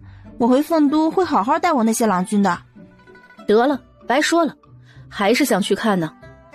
最后苏月瑶被缠得没法了，决定去看看这古代的这些稀奇玩意儿到底是如何的。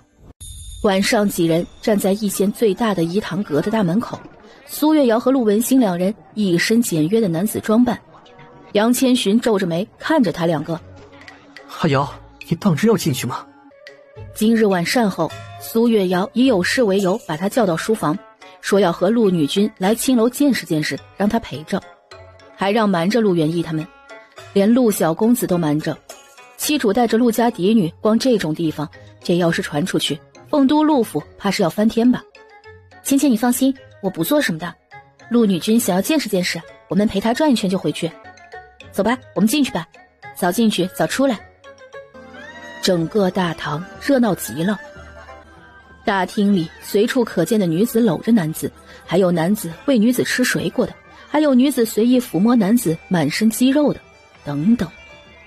杨千寻看到这里，直接脸色有些不自然，低下头不敢乱看。陆文兴和苏月瑶两人脸上都是震惊的神色。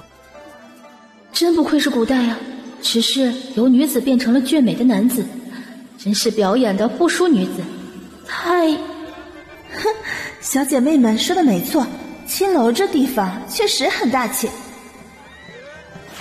两位女君是选择大厅还是上面的包厢？可以单点奴仆伺候的，也有听曲弹唱的仆从。你的眼神倒是好，能认出来我们是女子，带我们去包厢吧。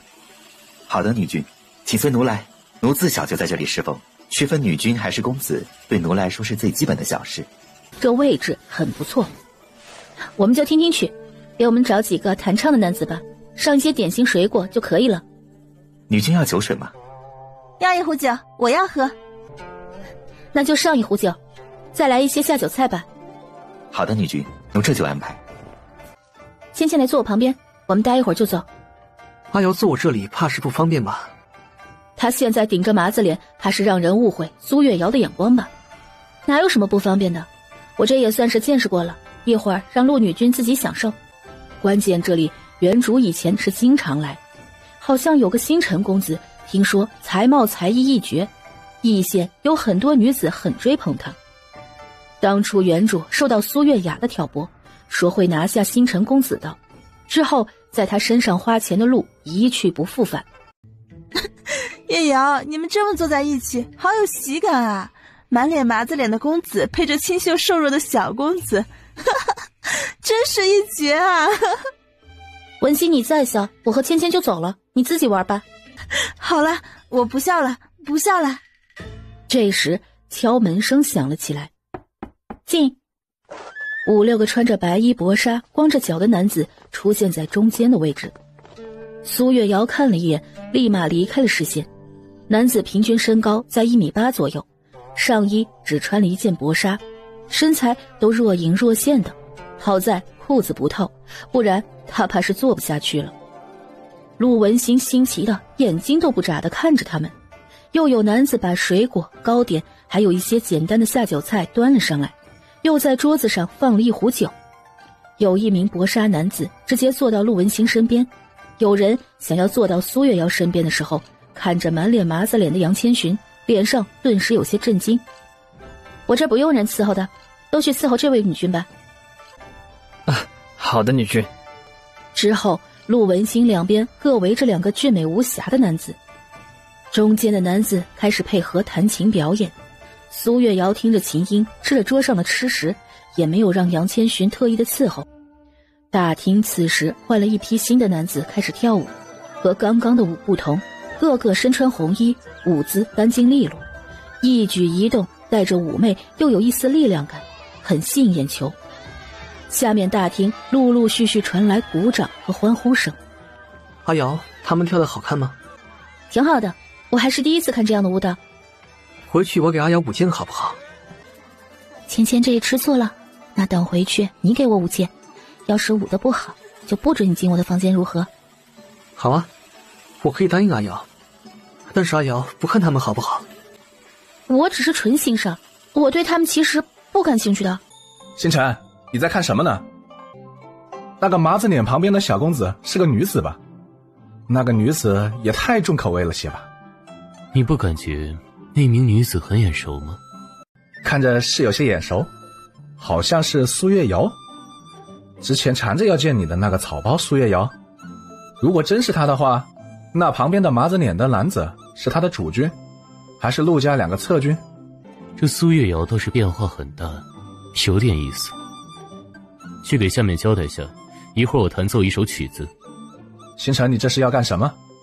这苏月瑶如今已经是画师了，她怕是过些时候要去凤都的，我们的身份不能暴露的。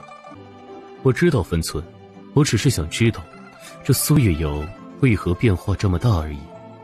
那我知道了，我现在下去安排。这边苏月瑶看着有些喝醉的陆文星，想要离开了，刚准备起身，就听见下面有人高喊星辰公子。苏月瑶听到这个名字一顿，扭头看了过去，他倒是要替原主看看这个星辰到底如何，让原主着迷的花了那么多银钱还没有单独见到人。阿瑶也好奇星辰公子吗？我之前在他身上可是花了不少银钱的，连单独见面的机会都没给。原来阿瑶之前一直留恋这里，也是因为这个星辰公子。我可一点都不留恋他，我当时也是受到了苏月雅的挑唆和引导，才来这里一掷千金的。舞台中间突然出现了一袭粉衣的男子，五官力挺，戴着薄薄的面纱，气质绝尘，宛如人间的仙子。粉色的衣裳穿在他的身上，没有一丝的俗气，确实当得起星辰2字。众人看到星辰公子出场，顿时安静的都看向他。一阵悦耳的声音传了出来。苏月瑶闭上眼睛，静静地听着这琴音，仿佛深入到这琴音中。连一旁的杨千寻都有些惊喜地看向星辰公子的方向。他好久没有听见如此高超技艺的琴音了，好像几十年前出现过一位琴技大师，只是那位大师被上任陛下以抗旨的罪名给斩首。当时的文人甚至文人馆的很多人都去求情了，但是陛下一直一意孤行地斩了那位大师。当年教授他学琴的师傅满脸可惜地说了这位大师的事情，只是慢慢的大家都忘记了这位琴师。一曲中，掌声欢呼声响起，星辰站起来对着下面的人行了一礼，就直接退场了。这星辰公子确实有两把刷子呀，这琴音我一个外行人都觉得好听呢。确实，我在凤都都没有听到过比这琴声还好听的了。此人的技艺高超，怎会屈居这烟花之地？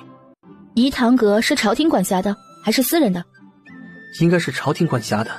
如果是琴技高超的公子，可以通过考上琴师来摆脱奴籍，只是这条路不太好走，而且一般人入了这样的地方，即便摆脱了奴籍，此男子想脱籍后嫁人也是很难的。但是想来这星辰公子技艺如此高超，受人追捧，不管是嫁人或者是留在这里，也都是挺不错的呢。芊芊，我怎么感觉你对这位星辰公子的评价很高，刚刚还一脸不喜呢？我的琴技在凤都也算是还可以，还不错，但是和他比起来是比不过他的，我们之间相差很多。好吧，等以后有机会你见到这位星辰公子，好好和他研究琴艺。我看此人怕是不会轻易见人的吧，不然阿瑶花了那么多银钱，怎么会没有见到呢？芊芊，这个话题可以不用再说了，我现在其实也是很心疼那些银钱，要是能见见这位星辰公子，把银钱要回来就好了。此时外面有人敲门，进。啊，苏女君，星辰公子想请您过去一趟。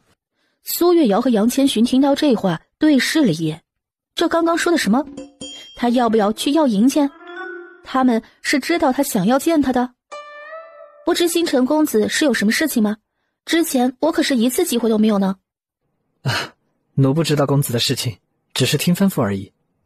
芊芊，我们去见见。好，你们先照看一下这位女君，一会儿我会带她一起回去，不准她离开这个房间。奴知道了。带路吧。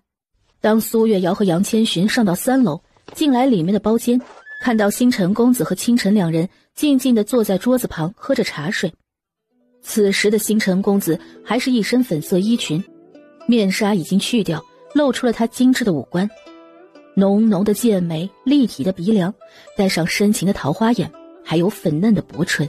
我操，真是一位美男子啊！一线女子疯狂追求他也是值得的，人家有这资本。见过苏女君。见过苏女君。星辰公子不用多礼，不知你见我是有什么事情吗？苏女君请坐，奴有事想和您商量。您如今是义县有名的画师，奴想请您画一幅画，如果苏女君同意，奴愿意陪您一晚。不好意思，星辰公子，我不给男子单独画像，我的画只在7路书肆拍卖。如果有你喜欢的画作，你可以去竞拍。苏女君不再通融，你之前不是一直想要见奴的吗？星辰公子也说了，那是之前，我现在已经娶了主君和侧君们，以后也不会踏足这里。苏女君变化真大，让奴很好奇呢。你身后站着的是你的主君？是又如何？不是又如何？奴可以用西陵曲来换一幅画，如何？杨千寻听到这里，眼神带着一丝惊喜。西陵曲已经绝传了几十年，没想到竟然在一个颐堂阁的奴籍男子手里。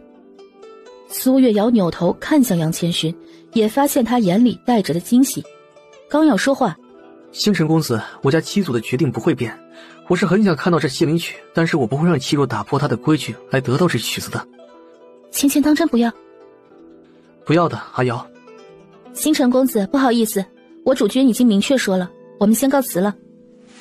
苏月瑶说完就拉着杨千寻离开了。这苏女君和之前简直像是变了一个人。星辰用西陵曲为条件，是不是冒险多了些？不会，那位杨公子应该会猜到一些事情，但是他并不会多说。当年教授他琴技的师傅是父亲的同门师弟，还是有些冒险了。我倒是对这苏月瑶好奇，为何会变化如此大？即使娶了凤都世家的杨公子，也不能一瞬间就能有这么大的改变的。派人去好好查查，苏月瑶被赶出苏家后，到底发生了何事？好，我会派人去查。回到府上，苏月瑶派人把喝醉的陆文星送到客房休息。他这边和杨千寻刚进了后院，就发现陆远义和陆远景两人远远地等着他，这让苏月瑶有一瞬间的心虚，特别是对上陆远景那双纯真的带着浓浓哀怨的眼神。七主和主君去哪里了？而且你们为何打扮成这样？我和陆家女君一起出门的，觉得穿男子装扮方便些。那七主身上怎么这么大的脂粉气？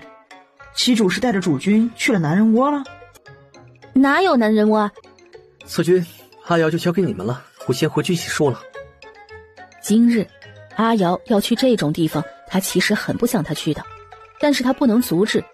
虽说是陆家女君缠着阿瑶要去，这还是阿瑶信念不坚定。还有3天，阿瑶是陪着陆远景的，阿瑶就交给他们吧。苏月瑶没有想到杨千寻直接离开，不为他解释些。芊芊，阿瑶，我先回去沐浴了。今日你要宿在阿策军房中，他会伺候你沐浴的。杨千寻打断了苏月瑶没有说完的话，之后行礼离开。整个过程快、准、狠。七主还没有回答我的问题呢，不是男人窝那是哪里？我要说了，你们不准生气知道吗？主君可是跟着我去的，我什么都没有干。那七主去哪里了？颐堂阁、清心居、醉堂坊、十里街？是陆女君缠着我想去见识见识的，我觉得我们2个女子去不太合适，所以就带着主君。我们去的是颐堂阁。颐堂阁啊，七主也是奔着星辰公子去的。哼，七主，今日是我们2个的洞房花烛夜，你怎么能去看其他男子呢？远景不能责怪七主，七主不是说了他什么都没有干吗？看来七主是对我们伺候不满意，觉得外面的男子比我们好，才想去颐堂阁见识见识的。陆远义语气有一丝凉意。我以后不会去这种地方了，只是这星辰公子有些奇怪。你们听过西林曲吗？西林曲的曲谱不是已经丢失了几十年了吗？曲谱在星辰公子手里。本来他想让我给他画张人像的，我没有答应。他以西林曲的曲谱为条件，只是最后我和主君没有答应。具体曲谱在不在他手里，没有人知道。七主以后不要去那里了，这星辰公子想来不简单。我真的不想去这儿的，陆女君缠得紧，我没办法，我真的没有做一点对不起你们的事儿。知道了，七主，我们不应该如此问你的，只是我和远景刚刚嫁给你，也怕你不喜欢我们。苏月瑶看向陆远义、陆远景，发现他们2个整个人充满颓废、失落，甚至还有一些悲伤。我没有不喜欢你们，真的。他没有不喜欢他们，也没有喜欢上他们，不是吗？七主，天色不早了，你早早让远景伺候你沐浴吧，我先回房休息了。远义，苏月瑶看着如此的陆远义，有一丝难过，不知道要如何说。七主，我伺候您沐浴吧。远景，你大哥是不是生气了？没有的，大哥脾气很好的，平时我玩闹，大哥从来都没有生气过。哼，七主，你下次要是去那种地方，一定要带上远景好不好？他其实知道大哥心里不好受，他心里其实也不舒服，但是女子在后院就是说一不二的，以后即使七主再去，除了七主的母亲能约束他，其他人是无权阻拦的，特别是他们男子。我以后不会再去了。苏月瑶说完，直接进了浴室里。陆远景紧紧地跟着。远景，你这是害羞吗？七主，有一点，我还是第一次给女子脱衣服，我不好意思。你先转过身去，我自己脱。不行的，不行的，大哥交代我伺候女子沐浴不能大意，七主容易受伤的。远景，我还是第一次见你这么红的脸呢。七主，等苏月瑶脱的只剩下肚兜和亵裤的时候，陆元景感觉自己浑身一热，鼻子顿时流出了血。陆元景立马捂着鼻子去拿巾布，陆元景真的是好纯情呢。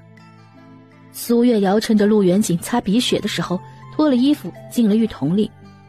等陆元景回来的时候，鼻子已经不流血了，但是他整个人变得很沮丧。七主，元景不是故意流鼻血的，我身体很好的，只是不知道刚刚为何会如此。我没有怪你的，元景就是害羞多了些才会如此。七主你真好。等到苏月瑶洗好准备出来的时候，刚站起身，扭头就看到了陆元景又捂着鼻子。陆元景擦好鼻子的时候，苏月瑶已经把寝衣穿好了。七主，七主，我们回房吧。好。苏月瑶看着有点紧张的陆元景，心里想着，陆元义那么稳重温和的人，为何不教教他这个亲弟弟呢？还是他不好意思教他？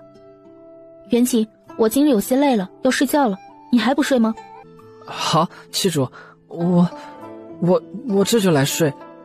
苏月瑶躺到床里面，陆元景躺在外面，只是身体很僵硬。陆元景感觉自己的心跳很快，又想到刚刚苏月瑶沐浴的场景，白皙嫩滑的肌肤，之前大哥让他看的书籍，他感觉自己快要冒烟了，实在忍不住的他直接一个翻身。此时的苏月瑶快要睡着了，被陆元景吓了一跳。他抬头看向红着脸的陆元景，怎么了？陆元景看着苏月瑶，直接亲了上去，只是用力有些猛，两人的牙齿直接磕在了一起。苏月瑶疼了一下，想要推开陆元景，但陆元景继续亲着她。慢慢的，陆元景的手开始乱动，苏月瑶感觉自己的嘴唇都麻了。七主，阿锦好喜欢你啊！七主。苏月瑶没有想到刚刚如此害羞的陆元景会这么火热，只是他突然的，他现在听说过男子的第一回没有和，没想到。元景没事，你年纪小，没事的。七主，我不小，我不小，我不小。之后陆元景又再次亲上苏月瑶，慢慢的，苏月瑶有些疲惫了。元景，我们休息吧。哼，才不要！七主说我小，我年纪也不小，那儿也不小，就不让你睡觉。之后的陆元景像是开挂了一样，又像是被打通一样。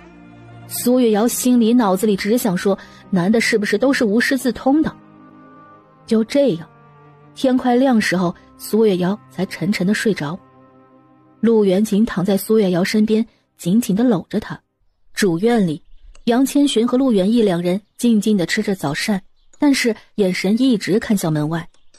主君，七主以后再去昨晚的地方，您能不能告诉我和元景一声？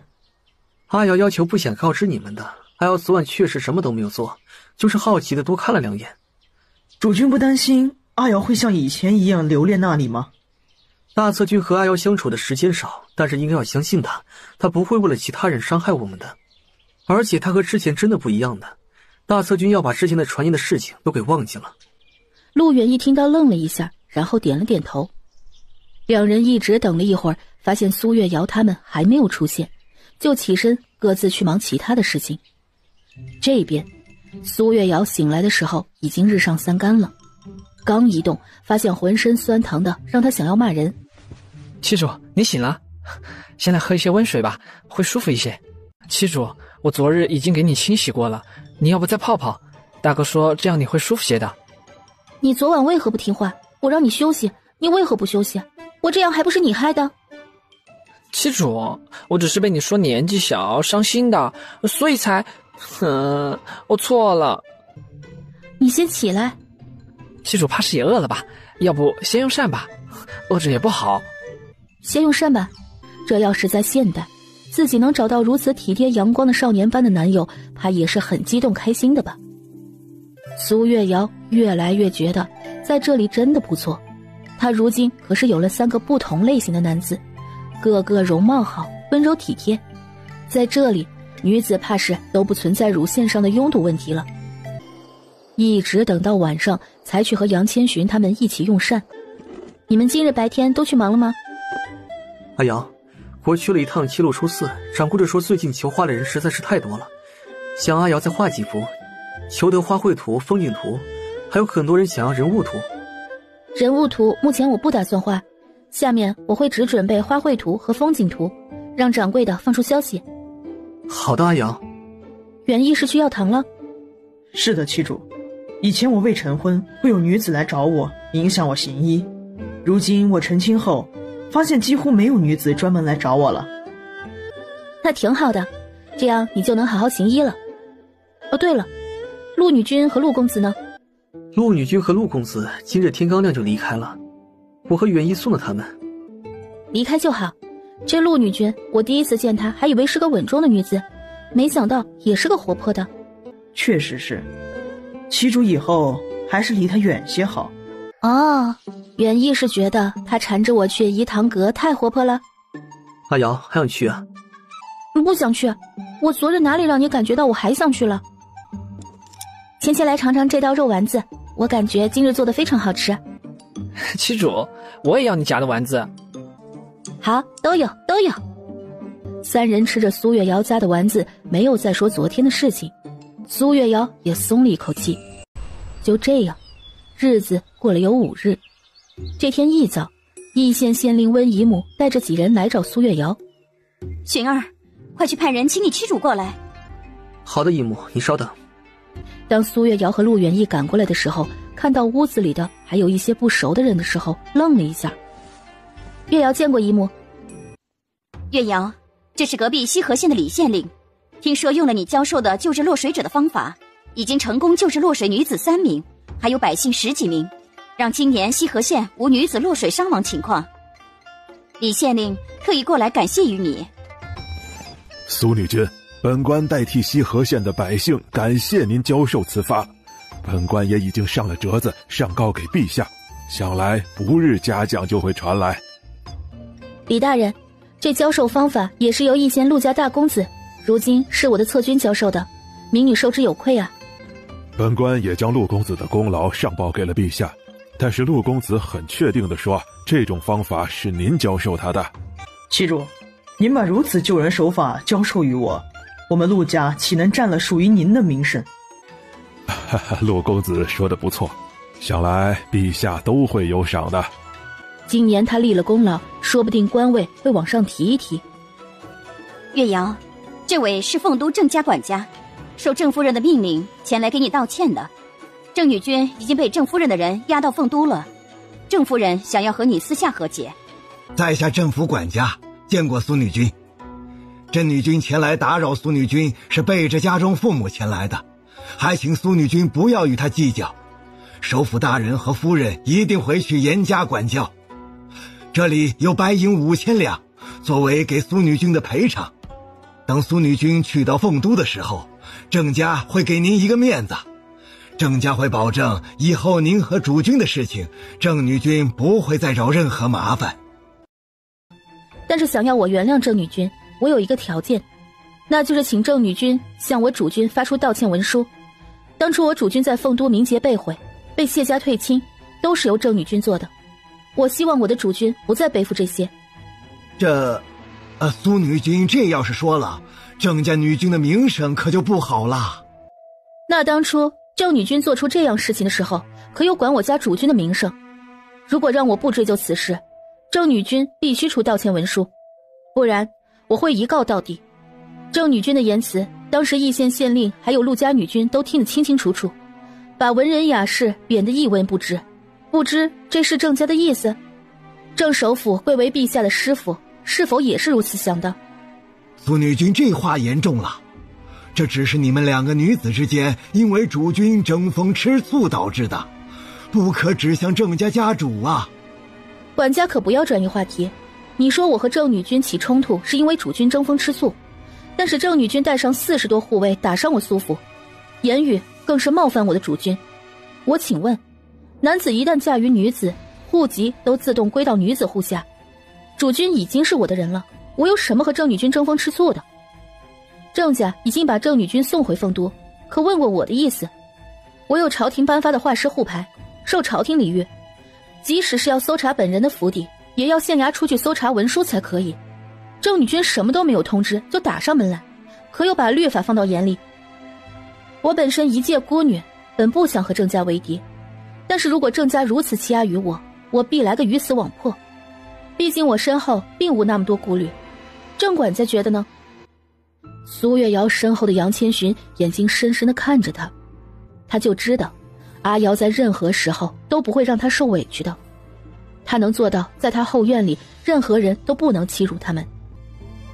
这苏女君的要求奴知道了，但是郑家主子们的事情奴做不了主啊。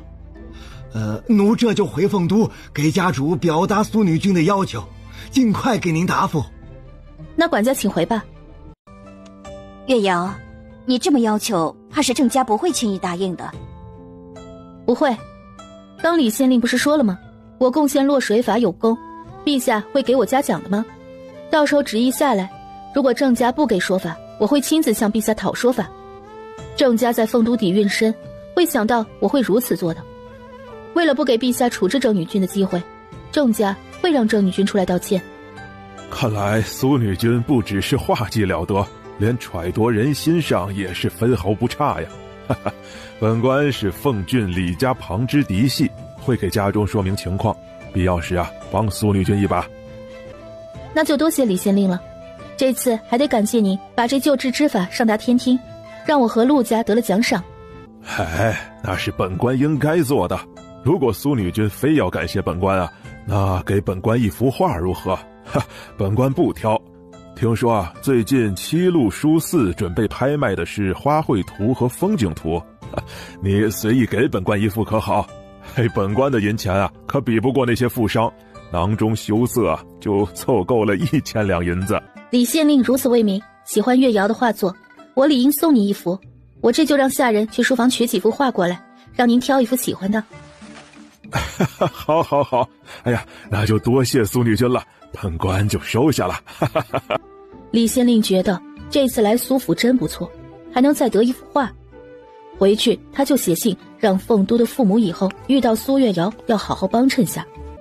上次回门，妻主给母亲的话也是如此，但是最后母亲可是被妻主哄得很是开心。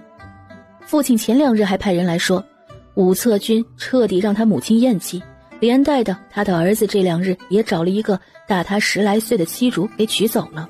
之后苏月瑶把李县令和温县令送走，温县令又从另外2幅画里顺走了一幅。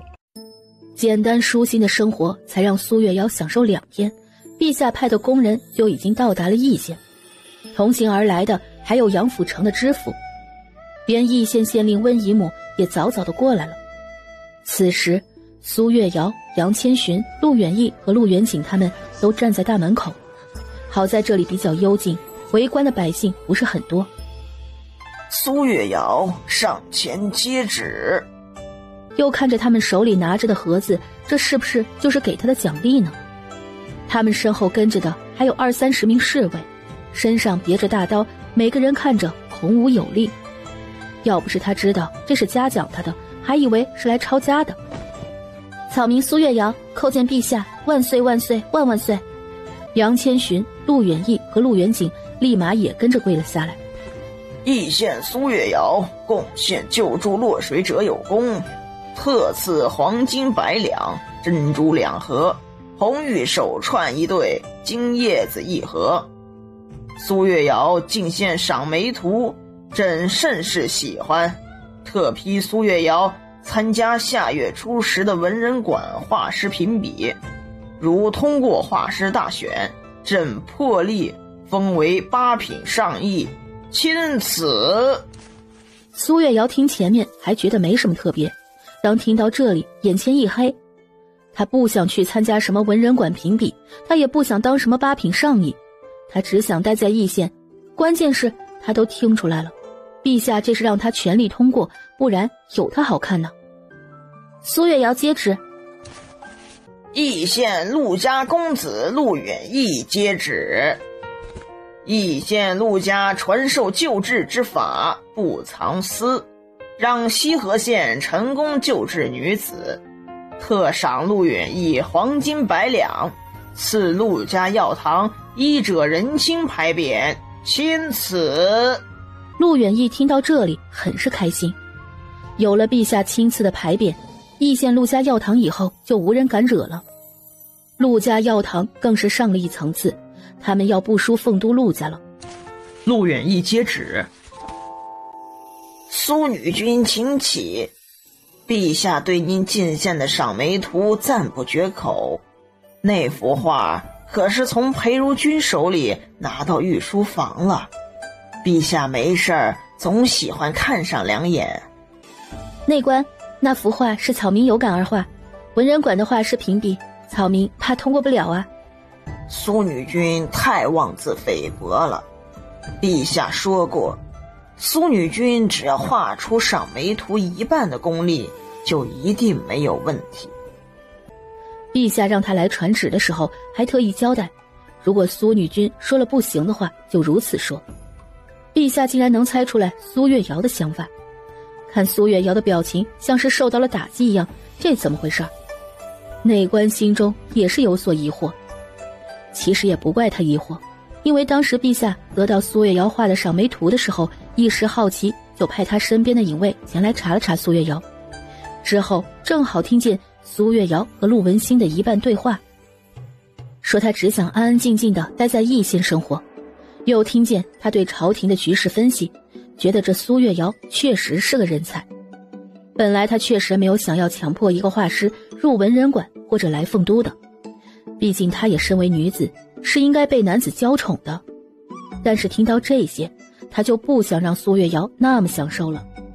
他身为陛下，没日没夜的操劳国事，还要和一群世家斗智斗勇，到了晚上还要为了子嗣在不喜的男子房中留宿。他也吃助孕过，要吐了的好不好？凭什么让这苏月瑶逍遥下去？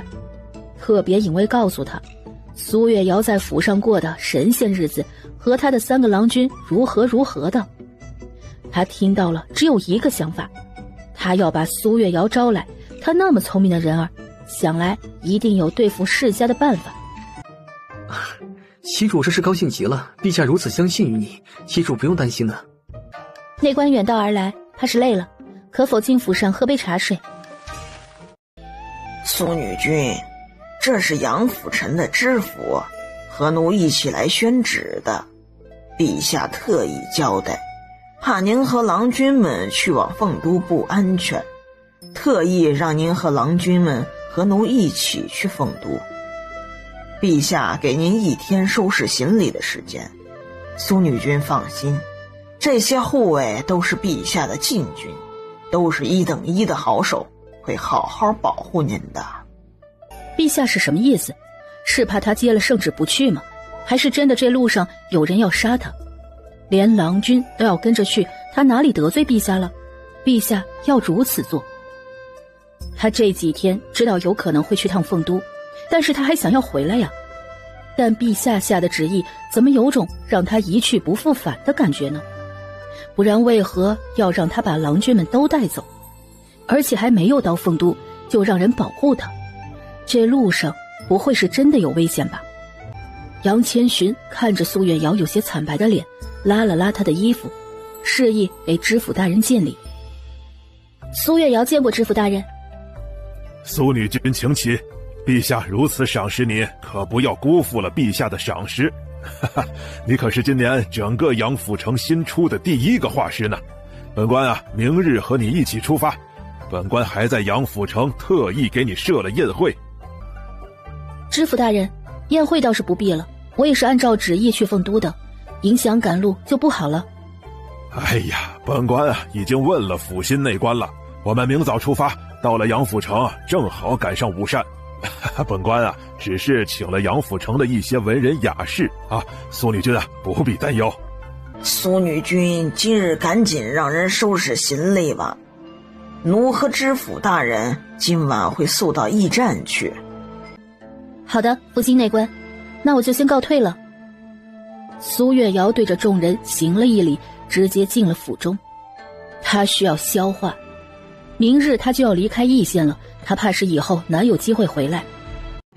温县令真是好运气，自家侄儿嫁了苏女君这么有才学的女子。哈哈，本官听说之前的苏女君并没有如此出色，还是你侄儿杨公子嫁于苏月瑶之后才变得如此的。哈哈，陛下呀，已经很少会特意下旨赏赐了。知府大人说笑了，月瑶也是有她的造化，我那侄儿顶多就帮衬了些。那也是不错的呀。如今苏女君得陛下赏识，将来去到凤都也有大好的前程。哎呀，恭喜恭喜！那就借知府大人吉言了，下官在驿站给您和福兴内官准备了膳食，请两位移驾。好，走。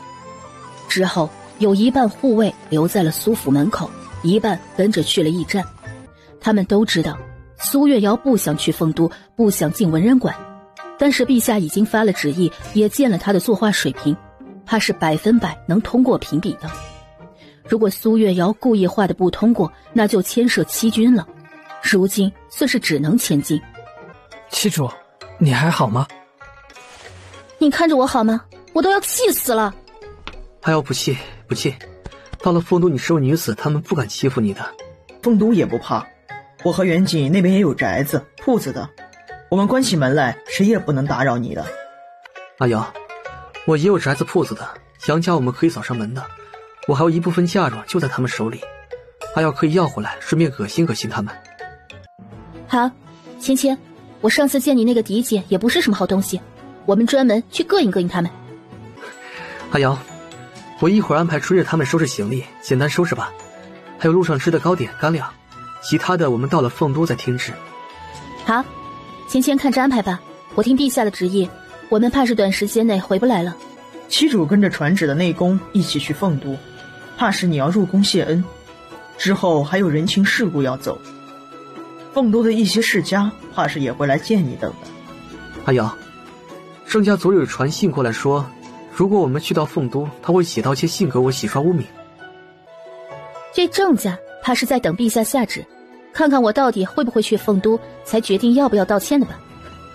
打的算盘倒是好。阿瑶，到了凤都，如果郑家来人，直接让郑女君在衙门口张贴道歉信即可，补偿阿瑶直接接受吧。我们刚入凤都，不适合和他们撕破脸。芊芊，如此你不觉得委屈吗？不委屈啊，要不是有郑女君这么闹，我怕是没有机会嫁给阿瑶的。其实我心里对名声已经不在乎了，我只想和阿瑶好好过日子。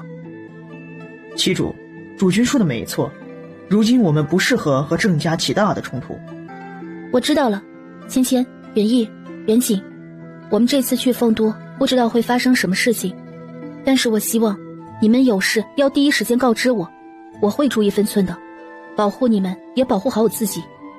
七主，你不用担心，虽说义县陆家没有凤都陆家强，但是我们陆家在凤都也是有生意的，人脉关系也是有的。我们以后努力把日子过好吧。到了凤都，我怕是没有悠闲的日子了。阿瑶，别想那么多，我们陪你一起。是啊，七主。我知道，我去书房收拾收拾我那些画作，你们各自安排吧。晚间的时候，温县令带着他的主君们上门。月瑶，以此去凤都，不知道何时能回来。你背后没有母族可靠，这是我和主君还有我那些侧君们的一些心意，你收好。温县令把一个盒子递给苏月瑶。姨母，你们帮月瑶已经很多了，如今怎可要你们的东西？陛下赏赐的还有黄金100两呢。千寻、远意他们陪嫁的，在凤都也都有宅子。今日千寻也安排下人提前过去打扫了，想来多赶些路，明晚就能到凤都了。月瑶，你不知道凤都的情况，都是一些高门大户的，除了城西有一少片的普通百姓居所，你到那儿又无亲人可依。千寻的父亲早早离世了，他外祖父那边又远在南方地区，我们也帮不上你其他忙，这里也就只有银钱3万两银子。你到了凤都走人情都是不错的，凤都的世家大族，街上富贵的人遍地都是。月瑶身为女子不怕，但也要多为千寻他们考虑，切勿冲动。姨母放心吧，我会保护好他们。必不让他们受到伤害的。银钱我们不缺，姨母拿回去吧。这温县令对千寻是真好，3万两银子，有些平民百姓一辈子都挣不到的吧。我相信月瑶有能力，我们给的确实不多，但如今你后院人少，到了凤都，如果世家想要和你联姻，需要用银钱的地方也不少，你也不必排斥和他们联姻，多看看，遇到喜欢的娶了也就娶了。我今日看陛下如此赏识你，怕也动了一些心思。如今世家地位稳固，陛下示弱，怕是也会让你和朝中陛下派系的联姻。姨母，陛下如今年纪多少了？还有世家哪些是陛下派系的？陛下如今正值壮年，37、8，但膝下子嗣稀少，只有一位皇女，刚满5岁。但这位皇女如今记在君后李氏名下，算作嫡女。皇子有4位，大皇子是归君谢氏，谢氏是镇国公府的嫡长子，大皇子是陛下的第1个孩子，如今刚及冠，还未婚配。二皇子是如君袁氏，袁氏是礼部尚书嫡长子，二皇子今年13岁。三皇子是如君韦氏，韦氏是翰林院大学士的嫡2子，三皇子今年11岁。四皇子是如君陈氏，陈氏是大理寺卿的嫡长子，四皇子今年8岁。剩下的还有侧君杨氏、侧君崔氏、如君裴氏等等的，还有世君、世人、莫等的内侍等。如今陛下子嗣少，这2年朝廷官员一直想要陛下再选秀，只是陛下一直没有松口。而且陛下后宫其实从内官里选出来的世君和世人比较多，陛下想来是不想生下这些世家大族的后代。苏月瑶听完直接头脑发黑，没记住。阿瑶记不住也没有事情，宫里也不会常去的。凤都世家大族的情况，春日他们都了解。月瑶也不用太过担心，你身为女子，只要不犯错，任何人都不能为难你的。女君已经到府衙了。好，我这就下车。知府大人，福星内官。苏女君和福星内官，请。希望能顺利的吃个饭，他好继续赶路。是苏女君吗？我是巡知府的妻主。见过徐女君。苏女君不必多礼，真是一个妙人儿。你的画作可是在阳城府传得很开，今日来了很多文人想要目睹你的风采呢。徐女君说笑了，我只是画风和你们有些不同，当不得这么好的评价呢。哼，苏女君就不要谦虚了，连陛下都称赞你的画作，要你参加下月初10文人馆的评比呢。你可给我们整个杨府城长脸了。苏月瑶到了会客宴席的时候，发现有好多人。苏女君赶了一上午的路，我们先用膳吧。好的。杨千寻坐在苏月瑶的右手边，陆远义和陆远景2人坐在后面的位置上。苏女君，不知道你喜欢吃什么，厨房都备了一些，你尝尝看，不喜欢让下人再给你换其他的。多谢徐女君的款待，我不挑的。那就好。芊芊，我不是很饿，吃不了这么多的，虾不用再剥了。好。苏女君，你画的画真好，我母亲前一段专门去易县拍下了一幅风景画，天天放在书房里画呢。我母亲说你用的色调很好看，还有一些处理的技法，可惜我看不懂。我和其他画师不同，我比较喜欢画出画的意境。苏女君，你收徒不？要不我拜你为师吧。不好意思，我不打算收徒呢。陆远义和陆远景没想到今日这里聚集的女君们是打的这个算盘。苏女君的话如今得到陛下的赏识，真是为我们女子长脸呢。是啊，朝廷能承认的画师本身就少，女子就更少了。我听说凤都的第一才女李氏嫡女都不是画师呢。苏女君的画太难拍卖了，我父亲去了2次都没有拍到，齐路书肆的门都没有进去。苏女君，你去到凤都还会有画作拍卖吗？有的，我准备在凤都开一家七路书肆拍卖画作，具体什么时候开始我还不确定。那苏女君不要提前派人来阳城府通知啊。这个得看后面掌柜的安排吧。这边女子们很和谐的聊天，那边院子里男子们可是等得很着急了。玄儿公子，不是说苏女君会和我们一起交流画作的吗？怎么还不出来？新康公子不用着急，苏女君赶了一上午马车，还是要先用膳的。一会儿我父亲就会派人去请。我听说苏女君不止画技了得，连题字的诗词也是一绝。还有苏女君长得也好，性情温柔。后院目前也只有3位郎君的，常公子这是看上苏女君了吗？